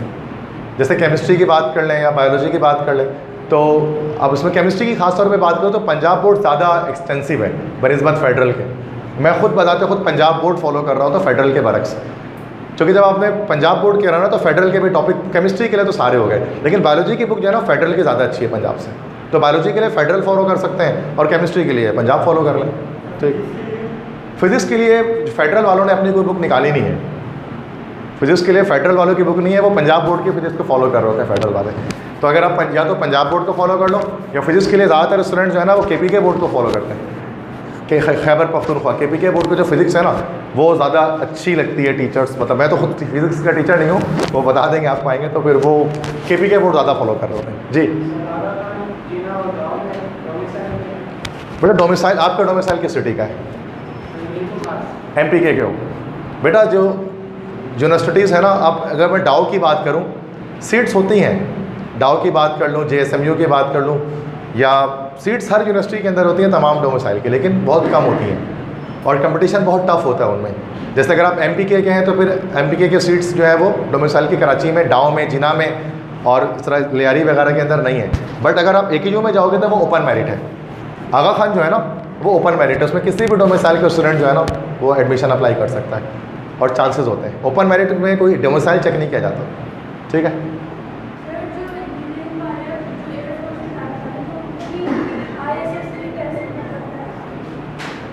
इंजीनियरिंग वाले जो एयरफोर्स में जाना चाहते हैं उनको ISSB का टेस्ट देना पड़ता है। देखो ISSB तमाम स्टूडेंट्स के लिए कंपलसरी है। जो स्टूडेंट्स आर्मी, देखो मैं बता देता हूँ, चलें इसको। आर्मी में जब आप जाते हैं ना तो दो तरीके हैं जाने के, आफ्टर मैट्रिक और आफ्टर इंटर। मैट्रिक के थ्रू जा सकते हैं, इंटर के थ्रू जा सकते हैं। जब आप मैट्रिक के थ्रू जाते हैं तो फिर आप नॉन कमीशन ऑफिसर के तौर पे जा रहे होते हैं। जैसे आर्मी में जा रहे हो तो नाइक, लांस नाइक, ये सब आपकी फील्ड्स होती हैं। तो आर्मी में मैट्रिक, और जब इंटर के थ्रू जब आप जाते हैं ना, इंटर के बाद तो आप कमीशन ऑफिसर रैंक में जा रहे हो तो सेकंड लेफ्टिनेंट आर्मी में जाकर लगते हैं, सेकंड लेफ्टिनेंट।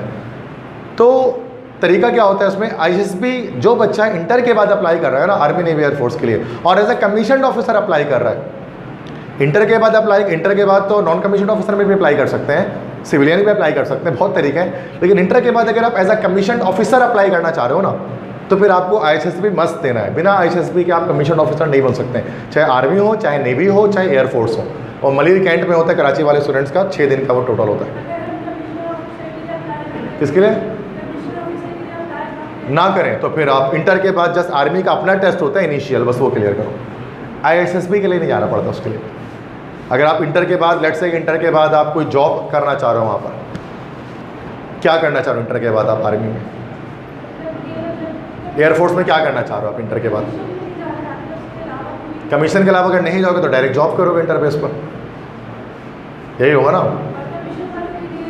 आईएसएसबी ज़रूरी है, मैं तो यही बता रहा हूँ, क्योंकि जॉब पर तो चले ही जाओगे, हो तो वो है, मैट्रिक के बाद भी जॉब्स होती हैं, एज अ क्लर्क होती हैं, आफ्टर एज अ क्लर्क आप मैट्रिक के बाद भी एज अ जॉब पे जा सकते हैं। But the main thing is what के अगर आप कमीशन ऑफिसर के तौर पे आप जा रहे हो ना, तो इट विल बी ग्रेट, तो ज़्यादा बेहतरीन चीज़ है, ज़्यादा बेहतरीन बात है। तो उसके लिए फिर वही है कि इसमें टेस्ट का तरीका होता है, पहले इनिशियल टेस्ट होता है, मैं बता देता हूँ थोड़ा सा किस तरह से आप जा सकते हैं। उसके लिए तैयारी आज से शुरू करनी पड़ेगी, क्या क्या चीज़ों को मतलब देखना पड़ेगा वो बता देता हूँ। देखो सबसे पहले ना जो आपका टेस्ट अप्रैल में जाकर आएगा, एक तो अभी सितंबर वाला तो चला गया, अप्रैल में एडवर्टाइजमेंट आ जाएगी, जॉइन पाक आर्मी, जॉइन पाक नेवी, जॉइन पाक एयरफोर्स, किसी में भी आपको जाना है, तीनों के कमीशन आ जाते हैं, एक साथ आगे पीछे आ रहे होते हैं। लेट्स से आर्मी में आपको जाना है, आर्मी में आपको जाना है तो आपको क्या करना पड़ेगा भाई कि आपको टेस्ट जो है वो देना पड़ेगा। सबसे पहला टेस्ट आपको तो इनिशियल टेस्ट, इंटर में आपके पास कम से कम 60% मार्क्स आपके होने चाहिए, 60% से कम इंटर में आपके नहीं होने चाहिए, चाहे फर्स्ट ईयर जैसे आपने दिया ना, फर्स्ट ईयर में एटलीस्ट 60% होने चाहिए, और सेकंड ईयर में तो रिजल्ट तो आया नहीं होगा उस वक्त तक, तो होप सर्टिफिकेट बनाना होता है कि कम से कम इसमें मेरे इतने परसेंटेज आ जाएंगे, ठीक है, और 60 से ऊपर ही आएगी, 60 से कम नहीं आएंगे, होप सर्टिफिकेट कॉलेज वाले बनाकर दे देते हैं। फिर आप टेस्ट के लिए, आप टेस्ट का एक डेट अनाउंस हो जाता है, एडमिट कार्ड मिल जाती है, आप टेस्ट के लिए बैठ जाते हैं। कंप्यूटर पर टेस्ट होता है, शुरू में जो टेस्ट होता है वो इनिशियल टेस्ट कहलाता है। इनिशियल टेस्ट के अंदर दो पार्ट होते हैं, इंटेलिजेंस और एकेडमिक।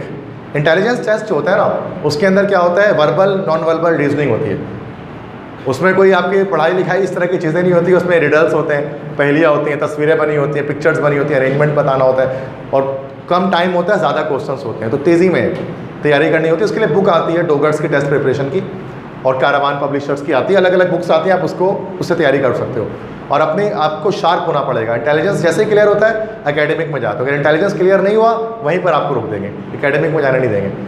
एकेडमिक टेस्ट में क्या होता है, फिजिक्स, केमिस्ट्री, मैथ, बायो, जो आप इंग्लिश, ये सब सब्जेक्ट्स आ रहे होते हैं, उन सब्जेक्ट का टेस्ट दिया, वो भी क्लियर हो गया। फिर फाइनली आपको क्या होता है कि ये इनिशियल टेस्ट क्लियर किया ना आपने, फिर आपका मेडिकल टेस्ट होता है। मेडिकल टेस्ट में वो चीज़ों को देखते हैं कि हाइट जो उन्होंने दी है, जो हाइट दी है, जो वेट दिया, आप उसके अकॉर्डिंग है कि नहीं है, हाइट और वेट के अकॉर्डिंग आप हैं, उसका मतलब ओके है, आप फिर और आगे जा सकते हैं। मेडिकल हो गया आपका इंटरव्यू हो गया, आपका इनिशियल टेस्ट हो गया, तो फिर आपको फिर घर भेज देते हैं। फिर आपका आईएसएसबी कॉल लेटर आता है आपके घर पे कि आप जो एक फॉर्म आता है कि आप उसको भर कर दे दें, तो वो फॉर्म आप भर कर देते हैं। फिर आप जो है वो आपको एक डेट अनाउंस की जाती है कि मलिर कैंट के अंदर 6 दिन के लिए आपका टेस्ट होगा। वो 6 दिन फिर आप जाते हैं, कराची वालों के लिए मलिर कैंट में होता है, वो 6 दिन के लिए आप वहाँ पर फिर जाते हैं, पूरा टेस्ट होता है उस 6 दिन तक। वो आपके ऐसे रेटिंग करवाते हैं, सिचुएशन रेटिंग करवाते हैं, स्ट्रेटेजी सॉल्विंग करवाते हैं, रीजनिंग करवाते हैं, इंटरव्यूज़ लेते हैं आपसे, बहुत 6 दिन लगातार टेस्ट ही चलते रहते हैं वहाँ पर, 6 दिन आप वहीं रहते हैं, और फिर बाकी सारे बच्चे भी वहीं होते हैं, गर्ल्स और बॉयज़, मतलब गर्ल्स अलग होती हैं, उन बॉयज़ का अलग डेज में हो रहा होता है। तो वो सब होने के बाद जो रिक्रूटमेंट सेंटर है, उसके बाद फाइनली आपको या तो रिकमेंड कर दिया जाता है या नॉन रिकमेंड कर दिया जाता है। अगर रिकमेंड कर दिया गया तो फिर आप चले जाएँ, 4 साल की इंजीनियरिंग करें, 2 साल की ट्रेनिंग करें, सेकेंड लेफ्टिनेंट लग जाएँ, और अगर आपने नहीं क्लियर किया तो फिर आप वापस घर चले जाएँ। ये तरीका होता है, टोटल मैंने बता दिया, एक्सप्लेन कर दिया कैसे होता है। समझ में आ गई अब बात किस तरह से हो रहा है। हाँ बच्चे, आर्मी में एज अ डॉक्टर AMC के थ्रू अप्लाई करके, AMC आर्मी मेडिकल कॉलेज, उसके थ्रू अप्लाई करके आप जा सकते हैं। मैंने बताया ना वो जो ड्रामा बताया उसमें ऐसे ही हुआ था कि आप पहले आप लगते हैं सेकंड लेफ्टिनेंट, फिर कैप्टन, आहिस्ता आहिस्ता करके आप लेफ्टिनेंट जनरल तक भी जा सकते हैं। जैसे निगार जौहर साहबा गई हैं, लेफ्टिनेंट जनरल बहुत बड़ी पोस्ट होती है, ठीक है। और नेक्स्ट क्वेश्चन बॉयज़ की तरफ से, फादर का डोमिसाइल रिक्वायर्ड है कि नहीं है। देखिए मेडिकल यूनिवर्सिटीज़ के अंदर गवर्नमेंट सेक्टर में ना जो है वो सिर्फ जो आप स्टूडेंट हैं, इस साल से ये किया गया है, उसका सिर्फ डोमिसाइल रिक्वायर्ड है, वो सिंध का होना चाहिए। बेटे MD कैट का जो कोर्स मैं बता रहा हूँ, जो हमने स्टार्ट किया है, तो ये कोर्स किस मंथ का होगा, तो अभी से स्टार्ट, जैसे 1 नवंबर से, कल से अगर हम उसको स्टार्ट करते हैं, जो हो जाता है कल से स्टार्ट हो जाएगी क्लासेस, तो उसके बाद फिर ये क्लासेस चलते रहेंगी। और फाइनली जब आपका जैसे अगस्त में आपका टेस्ट होना है, अगस्त 30 से या उसके पहले, तो 1 अगस्त तक आपके ये कोर्स ख़त्म हो जाएगा। मतलब 1 अगस्त से मुराद जो है वो मई के एंड, जो वो जुलाई के एंड तक। तो आपका ये मंथ जो हो गया नवंबर, दिसंबर, जनवरी, फरवरी, मार्च, अप्रैल में, ये 7 मंथ्स का जो है वो आपका टोटल ये कोर्स होता है। ठीक है, तो जून जुलाई जो उसके बाद आता है, जून जुलाई भी आता है, तो 9 मंथ्स टोटल इसके अंदर हो जाते हैं। बट इसमें इससे पहले भी कोर्स ख़त्म हो सकता है, रिवीजन वगैरह चल रही होती है उसके अंदर। जी हाँ, बिल्कुल इंटर फेडरल बोर्ड ही होता है जो मैं यहाँ पर आपको कराऊंगा सेकेंड ईयर, वो इंटर फेडरल बोर्ड से कराऊंगा, क्योंकि सिंध बोर्ड तो आपके काम नहीं आने वाली देखा जाए तो। 210 मार्क्स किस तरह डिस्ट्रीब्यूट हुए हुए हैं, देखो 210 मार्क्स इसके हैं हमारे पास MD कैट के अंदर। ठीक है, इसके अंदर फिज़िक्स, सबसे पहले bio then chemistry, then physics, then उसके बाद आता है हमारे पास इंग्लिश, देन आता है लॉजिकल रीजनिंग। अब इसमें पोर्शंस हैं, सबसे ज़्यादा मैक्सिमम जो क्वेश्चंस हैं बायोलॉजी के, उससे कम केमिस्ट्री के, उससे कम फिजिक्स के, उससे कम इंग्लिश के, सबसे कम लॉजिकल रीजनिंग के। लॉजिकल रीजनिंग के 10 क्वेश्चंस होते हैं, ठीक है, इसके अंदर। ठीक है, बाकी इंग्लिश के कितने क्वेश्चन 20 होते हैं, 20 होते हैं, किसी को MD कैट पैटर्न 20 होते हैं। ठीक है, और फिजिक्स के 30 होते हैं। तो इस तरह 10, 20, 30, और बायोलॉजी के 80 होते हैं, आई थिंक सो 80 होते हैं, और केमिस्ट्री के कितने हो गए, 60 हो गए। तो ये इस तरह से टोटल मिलाओगे आप इसमें, तो ये हमारे पास बन जाएगा 210। तो सबसे ज़्यादा इसमें जो पोर्शन हमारे पास है वो बायोलॉजी है, सबसे ज़्यादा मेहनत इसमें चाहिए। बायो और केमिस्ट्री मिलाकर ही सिर्फ आपका 140 मार्क्स बन जा रहा है। अगर सिर्फ दो, और आपको कितने 210 में से एटलीस्ट 137 आपको सिक्योर करना है मिनिमम। हाँ, ये चीज़ मैं बता देता हूँ आपको कितना चाहिए। ठीक है, बताया तो ये मतलब अगर 2 सब्जेक्ट भी आप ठीक से कर लो ना MD कैट के लिए, अगर आप MD कैट के लिए सिर्फ 2 सब्जेक्ट्स अगर आप ठीक से कर लेते हैं, बायोलॉजी एंड केमिस्ट्री, तो भी आप टेस्ट क्लियर आपका हो जाता है। मतलब मैं बता रहा हूँ, बाकी सब्जेक्ट मैटर नहीं कर रहे थे क्लियर करने के लिए, बट हमें तो ज़्यादा स्कोर चाहिए ना, तो हमें सब पढ़ना पड़ता है। बट बस स्टूडेंट्स कुछ हैं कराची में, ये भी नहीं ला पाए, 137 भी नहीं ला पाए, जो सिर्फ 2 सब्जेक्ट आपको निकाल सकता है।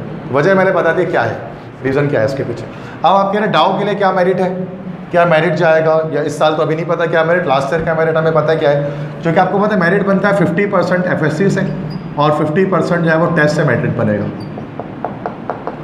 अब इन दोनों को मिलाएंगे तो एग्रीगेट हमारे पास को परसेंटेज आएगी। मतलब टेस्ट में जितना भी नंबर आएगा उसका 50% लेंगे उसका परसेंटेज, और 50% लेंगे इंटर के परसेंटेज के, उन दोनों से मिलाकर एक एग्रीगेट बनाएंगे। तो लास्ट ईयर 86% पर DUHS का मेरिट गया है, डाउ यूनिवर्सिटी ऑफ हेल्थ साइंसेज का। मतलब 86% तक अगर आपके मार्क्स अगर वो हैं दोनों को मिलाकर, एग्रीगेट आपका 86% तक है, तो फिर यहाँ पर ये हो सकता है।